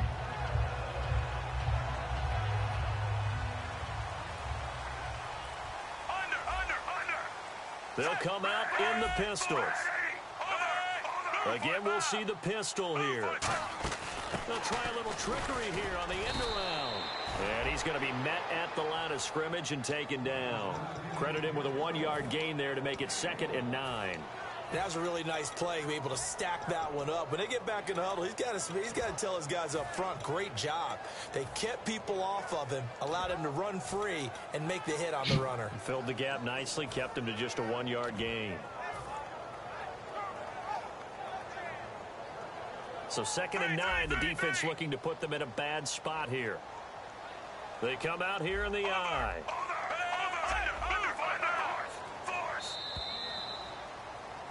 Second quarter now. Brandon Gaudin, Charles Davis with you. It's the Ravens who have the football. They've got a 2nd and 9 to start things out.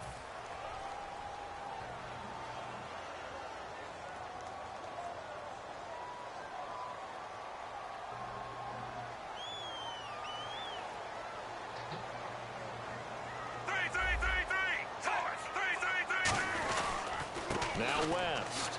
And some space here. And cut to the left sideline. And finally he goes out of bounds right at the 35-yard line. So he rips off a great run and shows you why this year he's top 10 in rushing in the league. It looks like he's trying to move up fast on the leaderboard, doesn't he?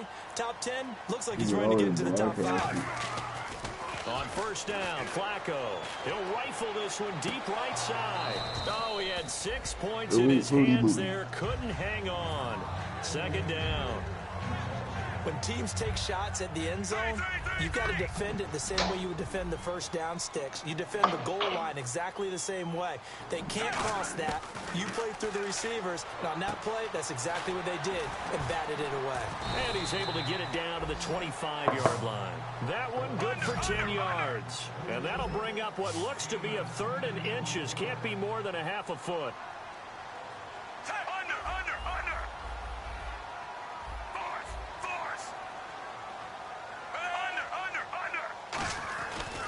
They'll run it with West. And they take him down, losing yardage back at the 27. He lost 2, and it brings up 4th.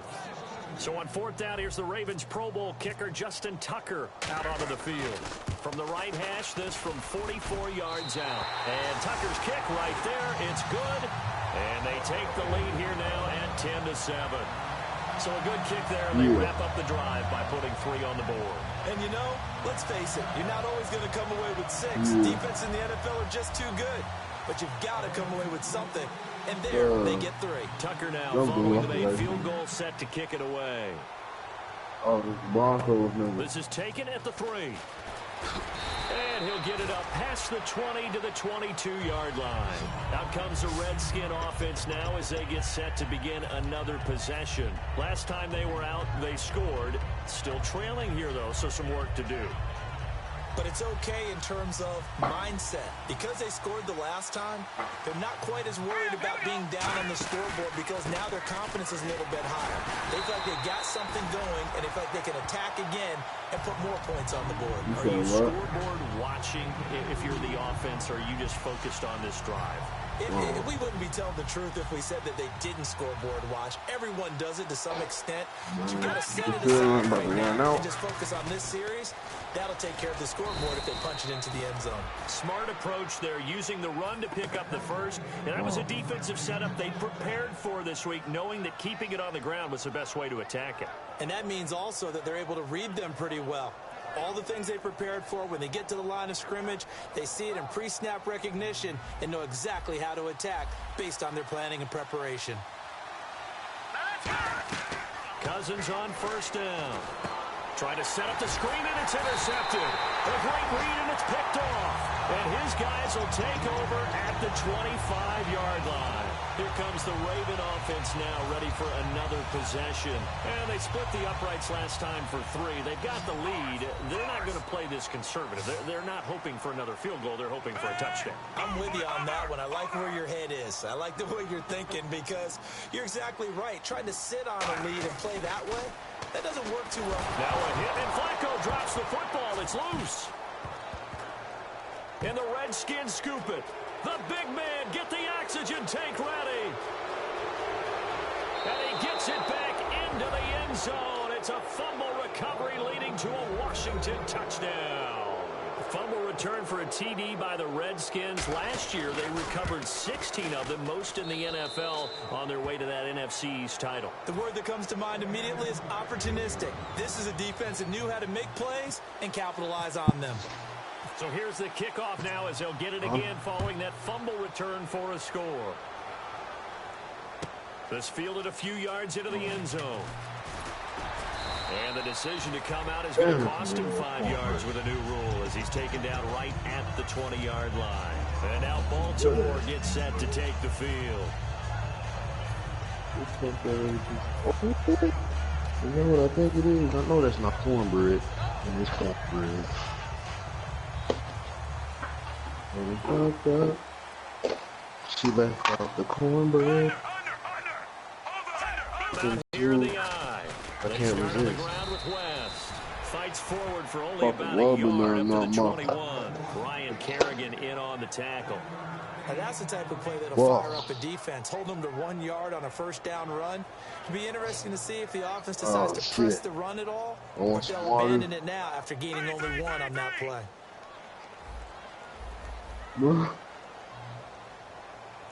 Shift together here from the D-line. Yeah. Now Flacco.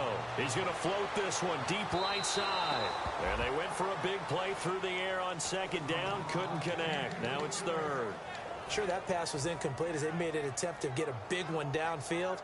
But that's okay because the second part of that is if you don't get the completion, at least you've told the defense you're trying to stretch them out a little bit, and they may have to change accordingly. They come out 5 wide. 3 of them to the right side.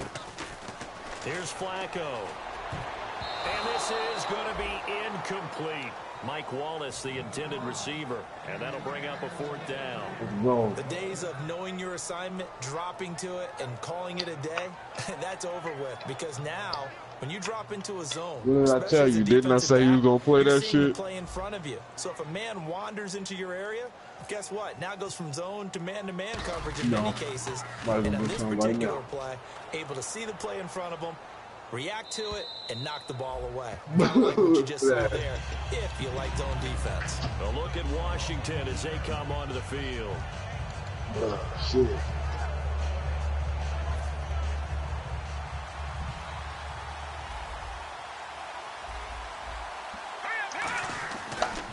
You don't put that shit back. A gain of 3, second down. Well, they held him to a short gain on that one, and it almost felt like on that first run, they were trying to just throw the jab at him. So how do you stop a jab? I'm about to take my brother after this to get me some candy while she up.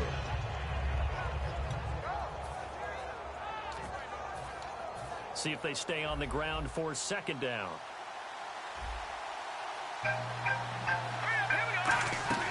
They'll go again with Kelly. And hard running's going to get him over the 40 to the 42. Oh, what's up, bro? That's going to be a 6-yard gain and leaves him with 3rd down and just a yard to go. And that looked like some pretty easy yardage there right up the gut. And he's a guy that has some height to him. So when you don't have to drop a shoulder or create or get through contact or trash, it makes it a lot easier to stay upright, see the field, and make a run as we just saw there. A gain of 8 and a first down. 3rd and 1, partner. No need to be fancy there. Just use some force and move forward and pick up the first down. They run with it. It's Kelly. And he'll get this into enemy territory, but not by much as he's down to the 48. 2 yards on the carry there. It'll be second down. This guy's well on his way now to a big game on the ground. It's another good run there. Puts him over the century mark in yardage, and we're still in the second quarter. What? 2 minutes remain here in the first half. We're back to Baltimore after this.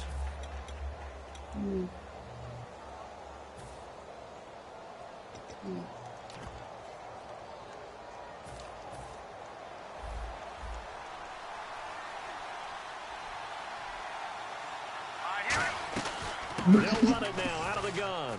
They find some open field here.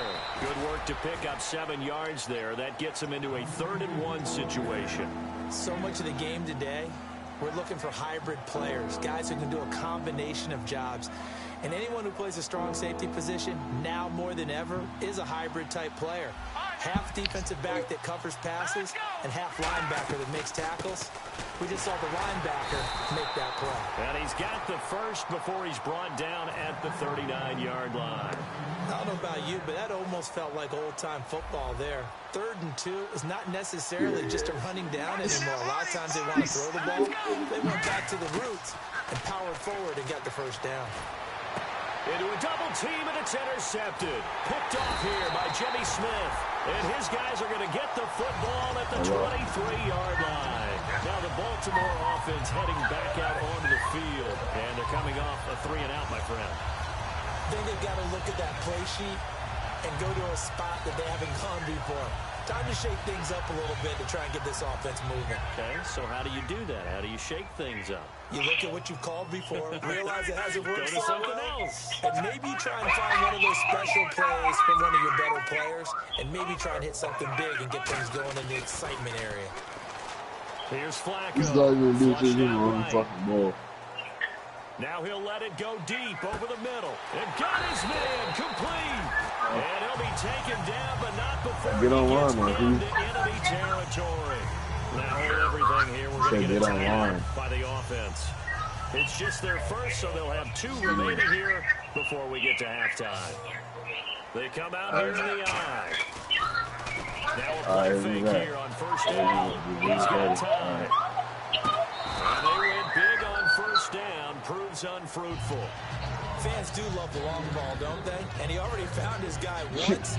Tried to give him another chance there, didn't he? Yeah, he did. Every Couldn't connect, year, but as you bro, alluded he to, he does called have me, that was touchdown like, from earlier, trying to keep him in the rhythm.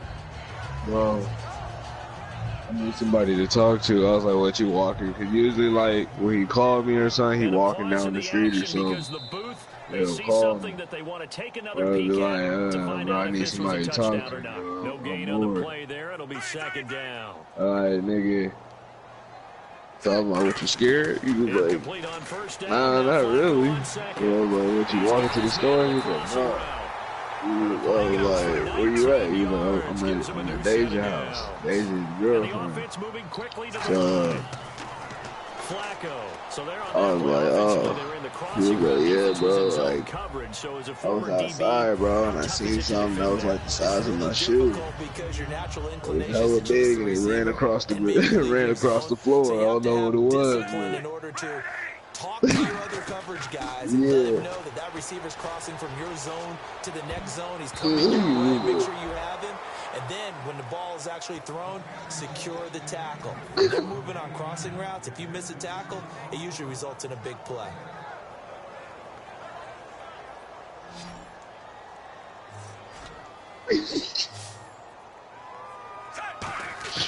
third down. Flacco needs a decent chunk of yardage. And that's incomplete. All right, let's go ahead and try and get into the body and the mind of the linebackers. Yeah, I know they're bigger and stronger than I ever was, but in this situation, they understood what was going on as much as the offensive guys, because the offensive guys always taught find the first down sticks and make the play. On defense, what do you want to do? Guard the first down line. Make sure they don't get there and tackle them in front. They're able to drop in their zone coverage, figure out where the first down line was, and end up making the play, swatting it away so they couldn't get the completion. This is taken at the 3. what's the score, white boy? There he goes, right side. 30. White boy, what's the score? Touchdown, Washington. Chandler Worthy in the final seconds of the first half. And the Redskins Ain't you? find a Didn't you way say to you was stretch Mr. their Undefeated? lead. Such an electric play, so much fun to watch, and you need all Aren't you 11 undefeated guys in too? sync for that to be successful, don't you? Without a doubt. That's Oh, you lost? teamwork, to be able to put it all together. But that play is really probably the most exciting 10 seconds in football. So now the other return teams out there as they'll try to duplicate what they just saw. And no return on this one as the fair catch is signaled for and taken. And the Ravens taking the field. And from this spot in the field with the clock where it's at, you think we're just going to see a knee and that's it? And I think in this situation, that's the proper play. But we do know there's some risk takers out there that may want to take one more shot before the clock runs out. Now it's Flacco. He's going to loft one. And is this intercepted? It is. It's intercepted. A great read, and it's picked off. And his guys have got it back at the closing stages of the first half. And here come the Redskins now. And from this spot in the field with the clock where it's at, you think we're just going to see a knee and that's it? And I think in this situation, that's the proper play. But we do know there's some risk takers out there that may want to take one more shot before the clock runs out. And this one is incomplete. So we have come upon halftime, and it's the visiting Redskins who have the lead here. As we send you now to Orlando to check in with Larry Ridley and our EA Sports Halftime Report. Take it away, LR. So both teams have their marching orders, and we'll get going again here in quarter number 3. And this will be a touchback as that sails over the end line. A look at Washington as they come onto the field. They have the lead. Now they'll be looking for some separation here as we begin the third quarter. I like the way you term that because now I think they go a little bit deeper into their playbook. They like what they did in the first half. That worked okay. But in order to get the separation that you just talked about, change things up a little bit. Change your tendencies. Try and hit them a little bit more with some things they didn't see in the first half. We'll see if they do just that. And he's able to plow forward up to about the 29, just shy of the 30. Call it a gain of 4 on first, and that'll make it second down. Not a run that you're going to write home about, but still, first down run. That's what an offense calls staying on schedule. 3 to 4 yards on first down, you're set up very well for the rest of the drive. And tough going there as he'll only get it up to about the 31. 2 yards the gain there, and now they're left with a third and about 4 for a first. Well, praise has to go to the guys on the offensive line because they've had a very nice, productive day running the football. How about that poor defensive line? They've been knocked around the entire game, and while they slowed them down on that run, can they continue to do so? Because they haven't had much success throughout this ball game. Now Cousins. Complete to the right. This is Garcon. And he is going to lose yardage here. Losing 2 yards that time, and now it's 4th down. Here's Tressway now as he's on to punt for the first time this afternoon.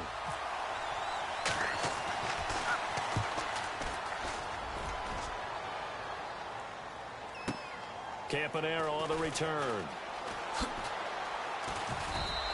Well, he wasn't too far from breaking that. Officially, give him 15. And the Ravens, they'll take over. The Ravens offense getting ready now for their first possession of the second half. They were able to get the stop defensively. Now a chance to turn that into points on the offensive end. Can you imagine what the grease board looks like at the half?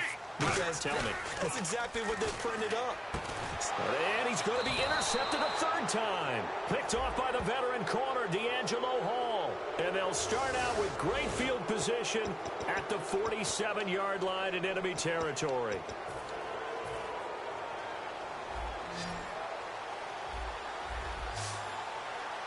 Here we go. Over.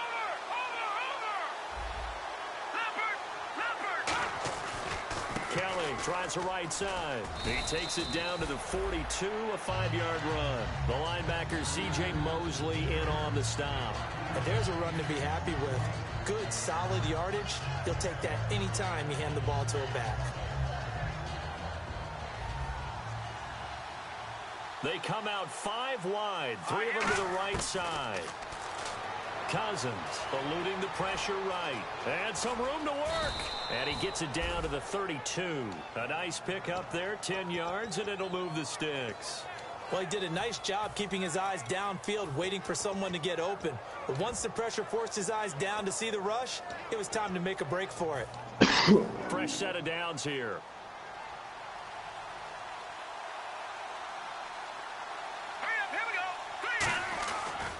On the run, it's Kelly. And he's going to fight his way forward here for a modest gain. He'll get a nice chunk there on the first down run, and it's 2nd and 4. Some runs are blocked so well, you almost forget that someone has to carry the ball to gain the yardage. The leverage by the offensive line to create space up front, really well done. 4 yards remaining now on 2nd down. Watching that, Marty. Watching that, Marty. They'll run it now out of the gun. And for one of the few times here today, this run's not going to go anywhere. Let's give a lot of credit to the offensive line. They've been able to move the ball really well on the ground the entire game. And while that wasn't a huge one, that's okay. They'll take them in short, steady bursts. 3rd down now following the run. Set. Green, 39. No. Check. Patriots. They run it here with Thompson. Only a yard on the pickup there, and it's going to leave them with a 4th down. But this was just simply excellent defense. On this 3rd down, they had to be alert for the possibility of a pass, but that didn't stop them at all from understanding what was going on when they decided to run the football, and they just swarmed and stopped them for almost no gain. Everything looked good. Good snap, good hold. Sometimes, though, the ball just doesn't want to go where you want it, and this one winds up no good. And the D-line pinching together must be expecting to run. They go back to the air here after the INT on the last drive. And Aiken with it over the middle. They give him 13 yards there on the play and a fresh set of downs. Well, clearly one of his advantages as a passer is his height. Sit back in the pocket, fired over the middle. That makes things tougher defensively, doesn't it? It really does, because your goal is to move the quarterback off his initial spot when he gets his drop back completed. But when you have that type of height, he can stay in there if he's willing to take the hits and just fire over the top, which saves him time. This is caught inside the 15. And all the way in for a Ravens touchdown. Rashad Perriman with touchdown number 7 on the year. And now the Ravens, they're just a 2-point conversion away from in my other league that I'm in, bro, I got #1 offense. Looking to throw for it. Week 40. I think it's like week 5. And he's got it. So they went ahead and went for 2 to tie the game, and it works out. So we're right back where we started, all even as the kick's away. And this will not be returnable. It's out of the back of the end zone for a touchback. Now the Redskins offense, they get set to go back to work here. And they've got to be a little bit frustrated about that last drive, missed field goal. Always hurts a team because, you know, you've put something out there, you're giving yourself a chance, you're in range, and the ball doesn't go through the post. But it's not something to panic about, I don't believe. Just keep playing and keep going. Well, Brandon, he's had a great day, and sometimes that just happens. It is the NFL. They will make some plays against you. They come out 5 wide, 3 of them to the right side. This is caught by the rookie Josh Doctson. 15 yards there on the catch and run. What I love about watching the passing game nowadays is that the one-dimensional receiver is really starting to leave the game. You've got to be able to do it all. Of course, you got to run fast. Of course, you got to catch the ball. But route running savvy and toughness, there's a premium for all of that now. It's brought in by Jamison Crowder. And now look at this. Big gain, but a fumble. And they have the football and will set up shop at the 33-yard line. The Ravens offense now, they get ready to head back on the field. And they'll just simply be looking to build off the confidence of the last time out where they scored a touchdown. And confidence is powerful, isn't it? When you've scored once, you feel like I'm leading my division. Get it done again. Doesn't matter what the defense throws at them. They feel like they're in a groove right now, and they want to get out there and show it. Yeah, hoping to stay in that groove here this go-around. No gain on the play. It'll be second down. Big boys down there in the trenches, and a nice play to stop them cold. Nothing there. Yeah, when you talk about big boys, you're talking about those defensive tackles, those nose tackles. They're not just big, they're immense. And what a big-time play there. Flacco. And he's going to drop this off to his fullback. And he'll be brought down right around the 37. It's a 4-yard pickup, and just like that, it's third down. And the big guy catches the ball out of the backfield, and oftentimes that's quite a surprise to the guys playing defense, because not ordinarily thought as a pass catcher, it often works when they decide to dial it up.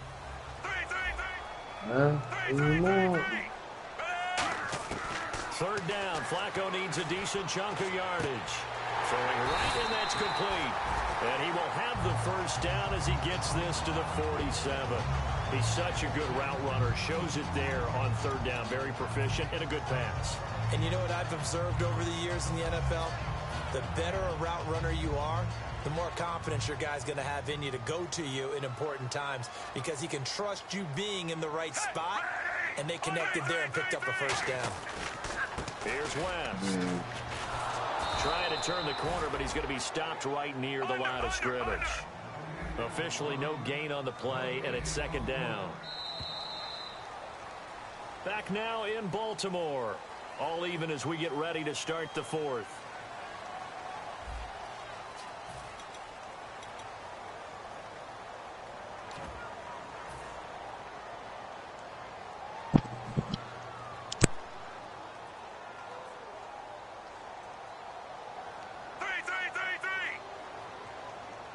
Possible run anticipation here as the D-line sandwiches together. And it's hauled in by Ben Watson. And he gets it inside the 35 and just shy of the 30. It's a pickup of 16 there, and it'll lead to a new set of downs. They're going to hurry back to the line now. First and 10, and Flacco looking to throw. Looking here for Smith downfield. So roughing the passer, 15-yard penalty. And you notice how the offensive line responded. A couple went to check on the quarterback, and a couple went to the guy who hit the quarterback. No one likes to see their quarterback hit. Now they try the right side here. Looking for a seam, but finding none. He'll get back to the line of scrimmage, and that's it. No gain, and it's second down. So if I'm an offensive coordinator, there's one thing that I know for sure. This is one of the top 5 teams in the NFL against the run. So when I look at my playlist, I'm probably thinking about throwing it. Halfback sent in motion. On second down, Flacco to throw. And not only did he drop it, he dropped it in the end zone. After all the preparation, all the practice, a play like that will absolutely break your heart. They had everything they wanted, just unable to complete it. In the end zone, a big-time drop.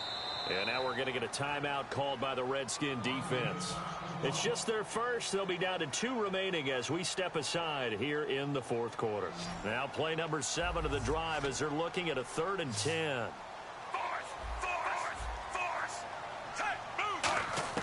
Now Flacco. And this is going to be intercepted. Picked off by the rookie Kendall Fuller. And a big turnover there as his guys will get the football back.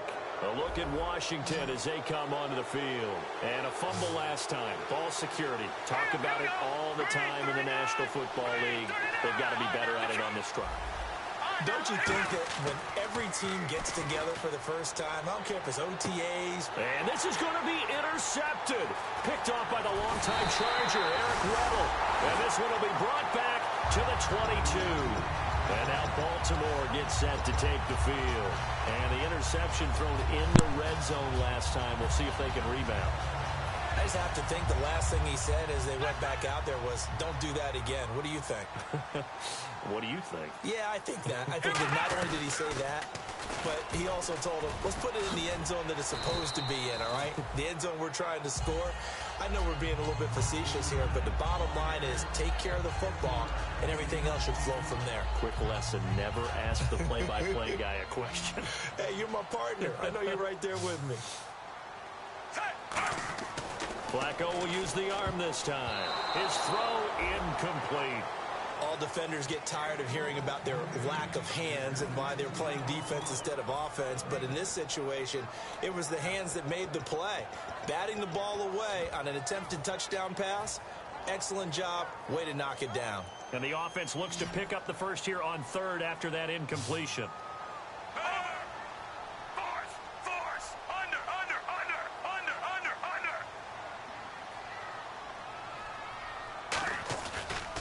And they'll try the ground game here with the running back.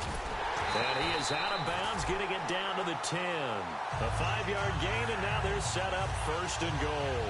On 3rd down, that's a good job of situational football and understanding where the first down marker was and getting there. Now a play fake here on 1st down. And this is going to be intercepted. Picked by Sua Cravens, the rookie.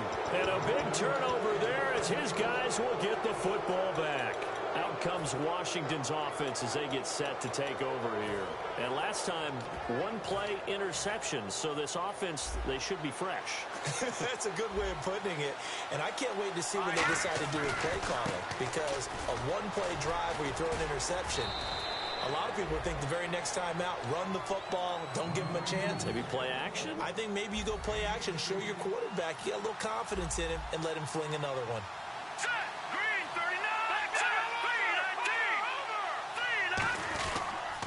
They'll hand it off to Kelly, and he'll get across the 20, but only to about the 22-yard line. They give him 4 yards there. It'll be 2nd and 6. Well, if you're a football guy, that's a pretty run because everyone is in sync right there. Obviously, the guy carrying the ball, but how about the people up front? Leverage, athleticism, they created some nice space for him.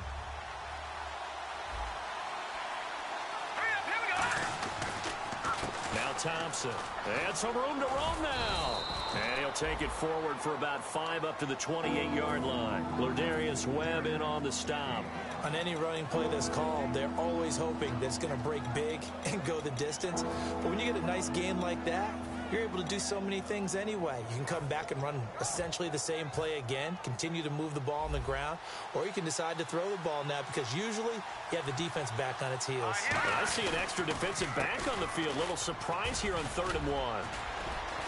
And he's able to get it to the 33. Good enough for a first down. It's a pickup of 6 and good enough to move the chains. It's nice every now and then in this game not to see people overthink it. Just hand it to the old reliable guy. Let him pick up the first down. This is Kelly. And for one of the few times here today, this run's not going to go anywhere. Call it no gain on the play, and it'll be 2nd down. Well, he was stopped on that play, but he's had plenty of carries all afternoon. Every now and then the defense is going to win one, but I don't think they'll shy away from handing it to him the rest of the game. They come out here in the eye. They'll try to throw now. Cousins escaping the pressure right. And an alley to run. And he'll be out of bounds after getting this one across the 40. It'll be a gain of 9, and that'll make it 3rd and 1. Okay, he's not going to get the first down, but this is still a nice job of buying some time and then running to get to the sideline and get out of bounds and avoid the big hit. Now the Ravens bring out an extra defensive back here on 3rd down. Could be a blitzer. And he will have the first down as he's brought down up near midfield. They get 6 on the pickup there as the drive will continue. Now that's the way to do it. Hand it to someone with vision and good footwork, and add in a little bit of power, and you find a way to pick up first downs. Now let's go! They go play action here on 1st down. Looking for his running back, and he's got him. And he'll be taken down at the 44-yard line. 7 yards on the play, and that'll make it a 2nd down. Time for a break. We'll come back and see how it all shakes out after this. Now a 2nd down throw for Cousins. Able to get away. That's why you keep the legs churning. And he goes down, but not before getting this inside the 25. That crossing route is so effective when you hit it just right because you get a guy on the move, and then we see the end result there. It's a nightmare for the defense. They got a guy with a full head of steam. Not only does he catch it, but he picks up additional yardage after it.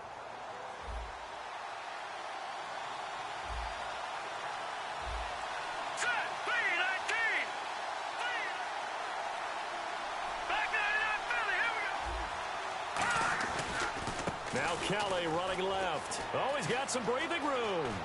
And he is into the end zone for a Washington touchdown. A great play there with his 2nd touchdown of the game, number 7 on the year. And the Redskins are going to take the lead. And it's good. That makes it a 28-21 game. Set now to kick this one away, and off it goes. And that'll carry over the back line of the end zone for a touchback. And now Baltimore gets set to take the field. And they had a nice little drive going last time. Threw the interception in the red zone. Costly. Bad enough to throw it anywhere, but that drives coaches insane when they're thinking about, hey, we got a shot at points already. We're already in a spot where you're thinking you got 3 on the board for sure, and to come away with nothing, that's a really tough one for them to swallow. Yeah, will they make up for it? 10 yards on the pickup there, and the Ravens are going to have a first down. Back to throw. He couldn't quite hold it. Got hit. Ball pops out, incomplete. Timing is crucial in any route thrown, but when you throw an out, so many things are going through the mind of the receiver.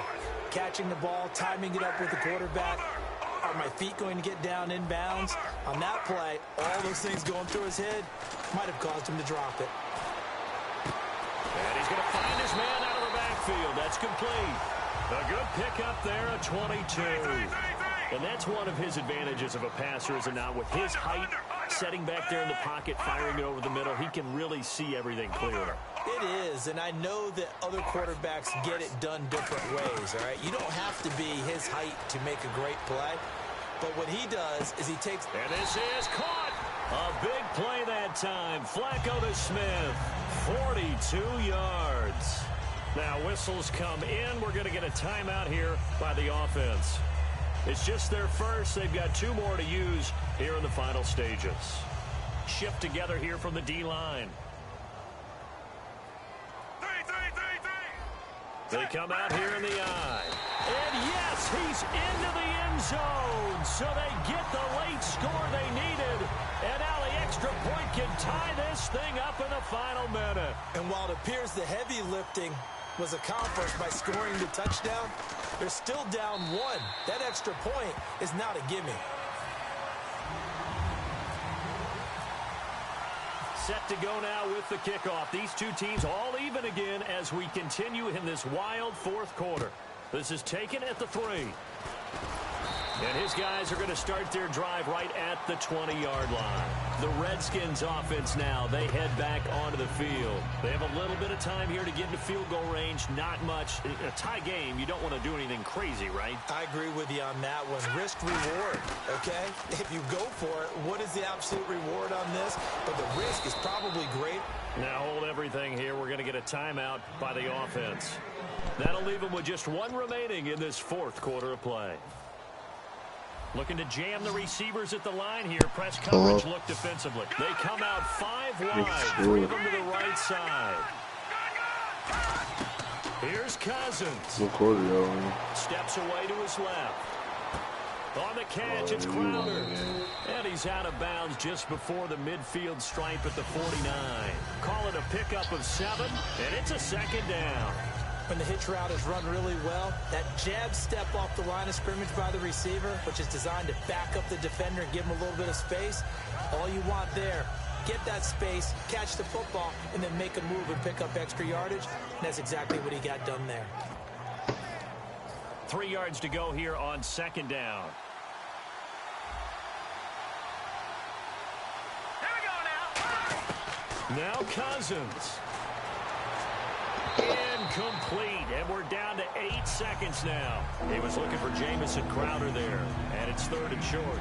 Well, to say that this has not been his game is probably a big understatement. I mean, he is all over the place. Mechanics are off, not accurate, except if you're playing on defense because they pick. Now whistles come in. We're going to get a timeout here by the offense. That'll be their 3rd and final stoppage here as we step aside. So now it all comes down to Dustin Hopkins. This from long, very long range. And now the Ravens are going to take another timeout. And as the two teams talk it over on their respective sidelines, we take a break.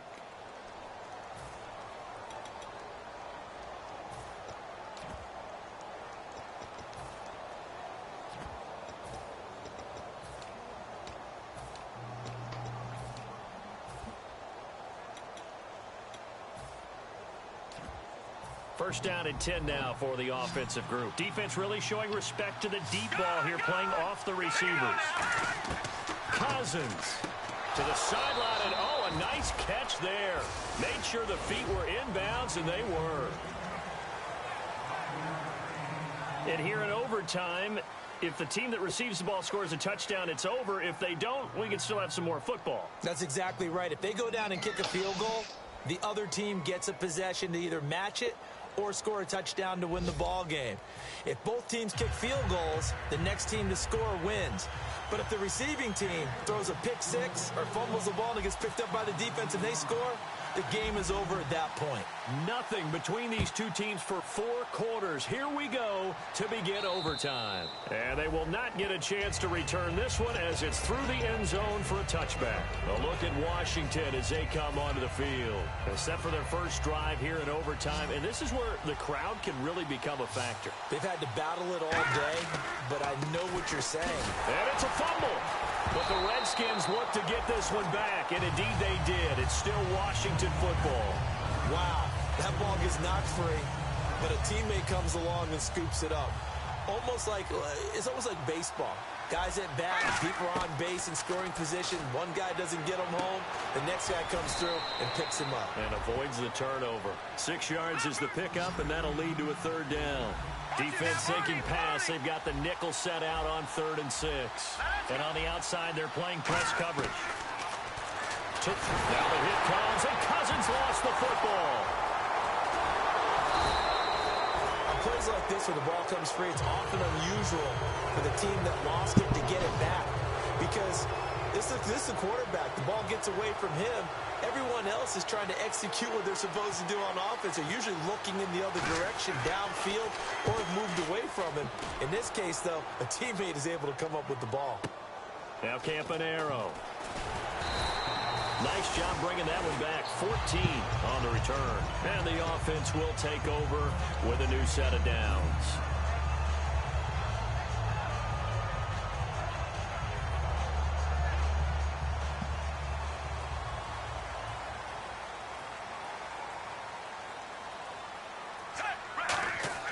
First OT toss coming for Joe Flacco. And this is going to be incomplete. And you really can't pin that one on the quarterback, Charles. The O-line, they've got to protect them. And they know it. That's their meal ticket. They want to take care of the big guy behind them. In this case, they let him down. They come up in an empty set. 4 wide receivers, 1 tight end. Finds his man, Watson, over the middle. And taking it across midfield and inside the 45. And with that last play, he's now up over that 300-yard mark. And in today's NFL, it almost feels routine. And I hate that when you talk about a 300-yard passing game. To me, 300 yards still signifies excellence, and he's achieved that in this performance. And the D-line pinching together must be expecting the run. And he'll take this one down to about the 40. It's a pickup of 4, and it'll bring up second down. When you find that kind of yardage, you couldn't be more confident as a ball carrier. And guess what? You're going to go back and tell your offensive coordinator, I like to keep carrying it, thank you. And he's going to get it down to the 33-yard line here. 8 yards on the pickup there, and it moves the sticks. And now it looks like they're going to be in the hurry-up.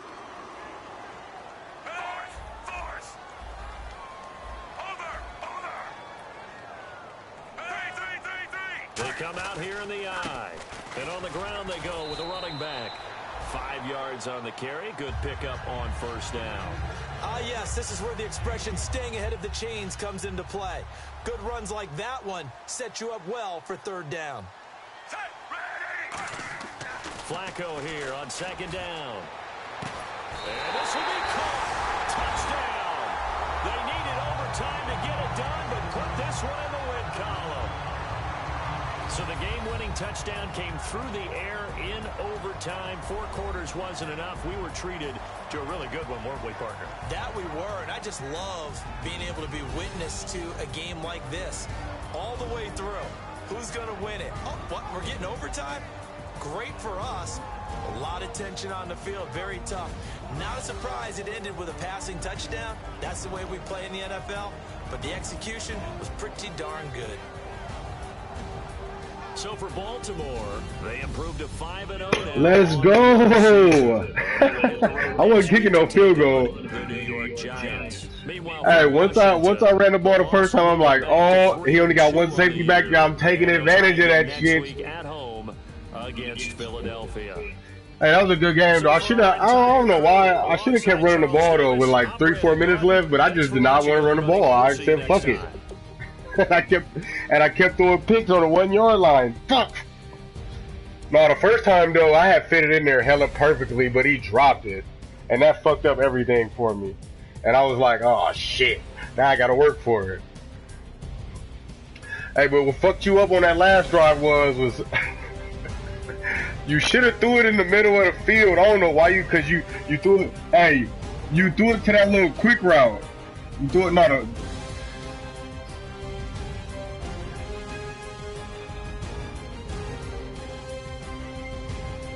Yeah, you was tripping. I don't know what. I fucked up. I made a nigga blitz on accident, and I was like, yes.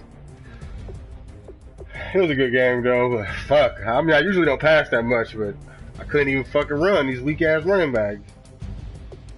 Who won? Let's go. I'm Austin for the game winner.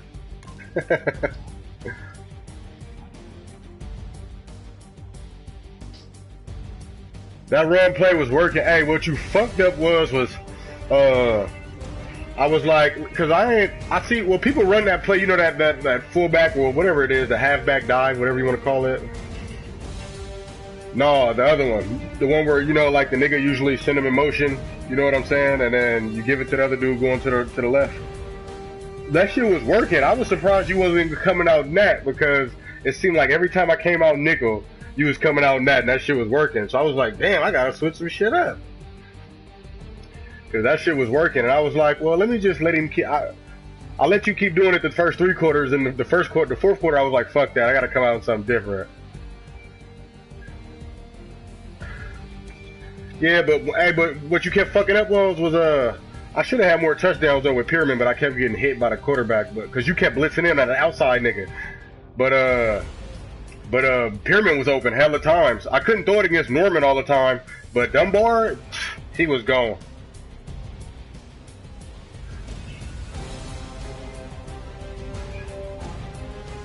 Who? Oh, Dunbar? Oh yeah, one time I seen that I burnt him the first time. Well, I burnt Norman, but Norman caught me for some fucking reason. I don't know how he caught me, so I couldn't throw it over there. Hey, then I stopped throwing it over there. Then I was like, you know what? I ain't testing Norman no fucking more. And then I was mad because these motherfuckers, you sacked the quarterback. Then I'm trying to pick the ball up, and my nigga is just kicking it downfield, kicking it downfield, kicking it downfield. No, I heard you. I was like, fuck, I want to get on the goddamn mic. I was like, nah, let me not fuck some shit up. My mic kind of is hell. Hey, but hey, I caught you on the first pass. That first touchdown I caught you with, I threw it back shoulder. You was in coverage. Once I threw it back, I'm like, oh yeah. I tried to catch you a couple more times with it, but you kept running over there. But what you kept fucking up was, you didn't keep going with him. That's why I kept throwing it. Because if you would have kept going with him, I wouldn't have threw it. But it was like one-on-one. You know what I'm saying? But you kept going with him. That was a good game, bud, because I was fucking up all day. I thought you was going to dog me. Once I started throwing these picks all day, I was like, oh, shit. And I threw a lot of them. Let's go. Yeah, it was bad. It was bad. Then you ran a kickoff return on me. I'm like, oh, it's really this. God damn. I was like, nah, I really got to fight.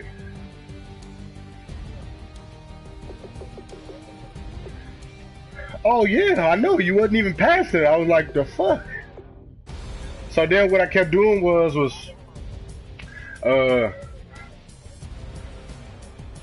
that's fucked up.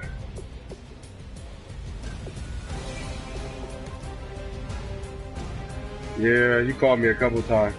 But what I kept doing was on that nickel blitz, I never blitzed the corner. So I just kept putting them like a man coverage against like the running back or somebody dragging. But you'll still find somebody else. But I stopped blitzing them until like the end of the third, because I couldn't get no pressure on you. Because usually I use it against like people who run the ball, because sometimes it works for some reason.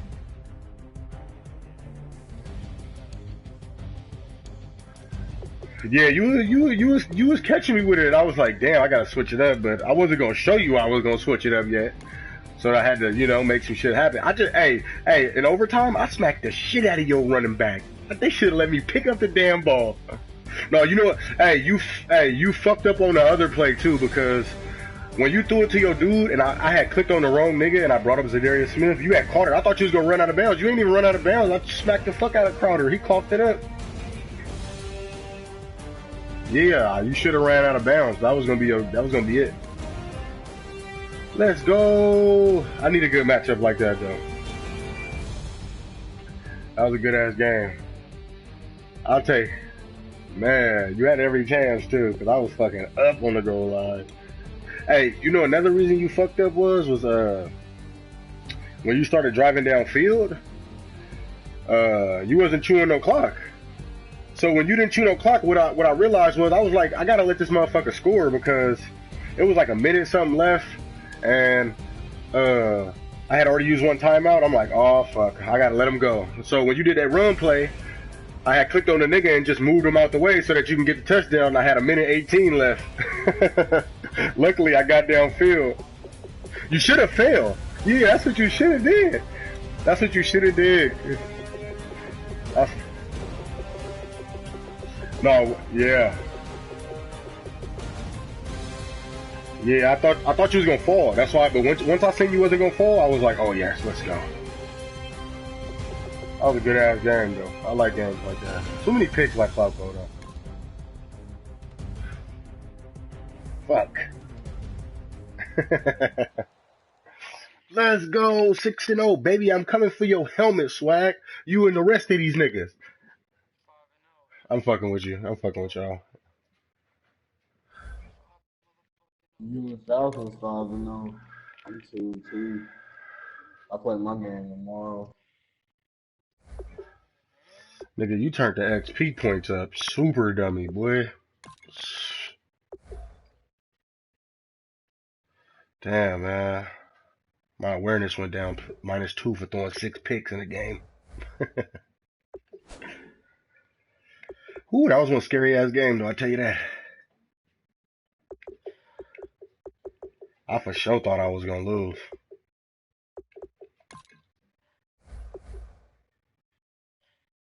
Your running back had hella yards, though.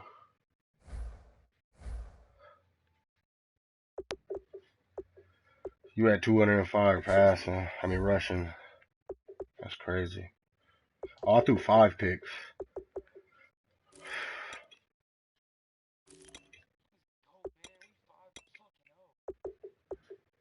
What team is you? Oh, Okay. you nigga just shot a half-court buzzer beater. Let's go, bruh.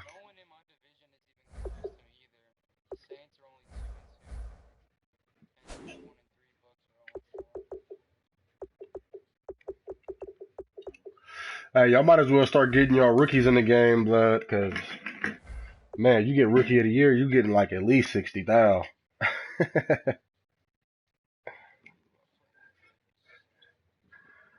I play Bears. I'll talk to you in a minute. I'll be right back.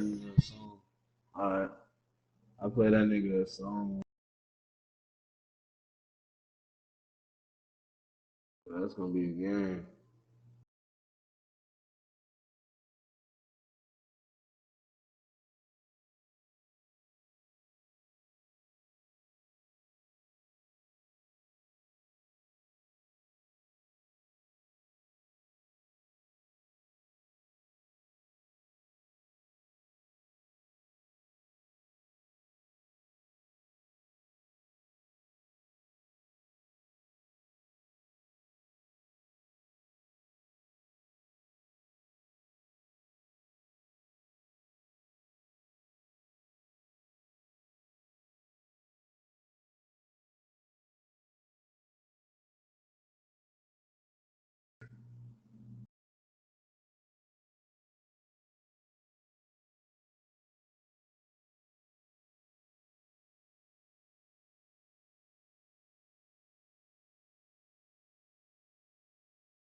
Alright.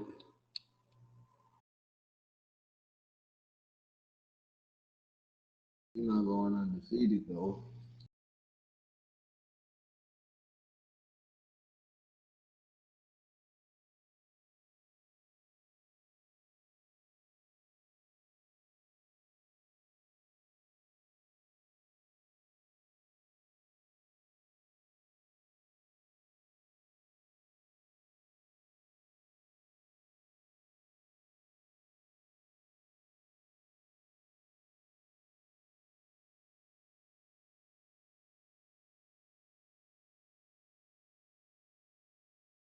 Hey, you know who you just beat though?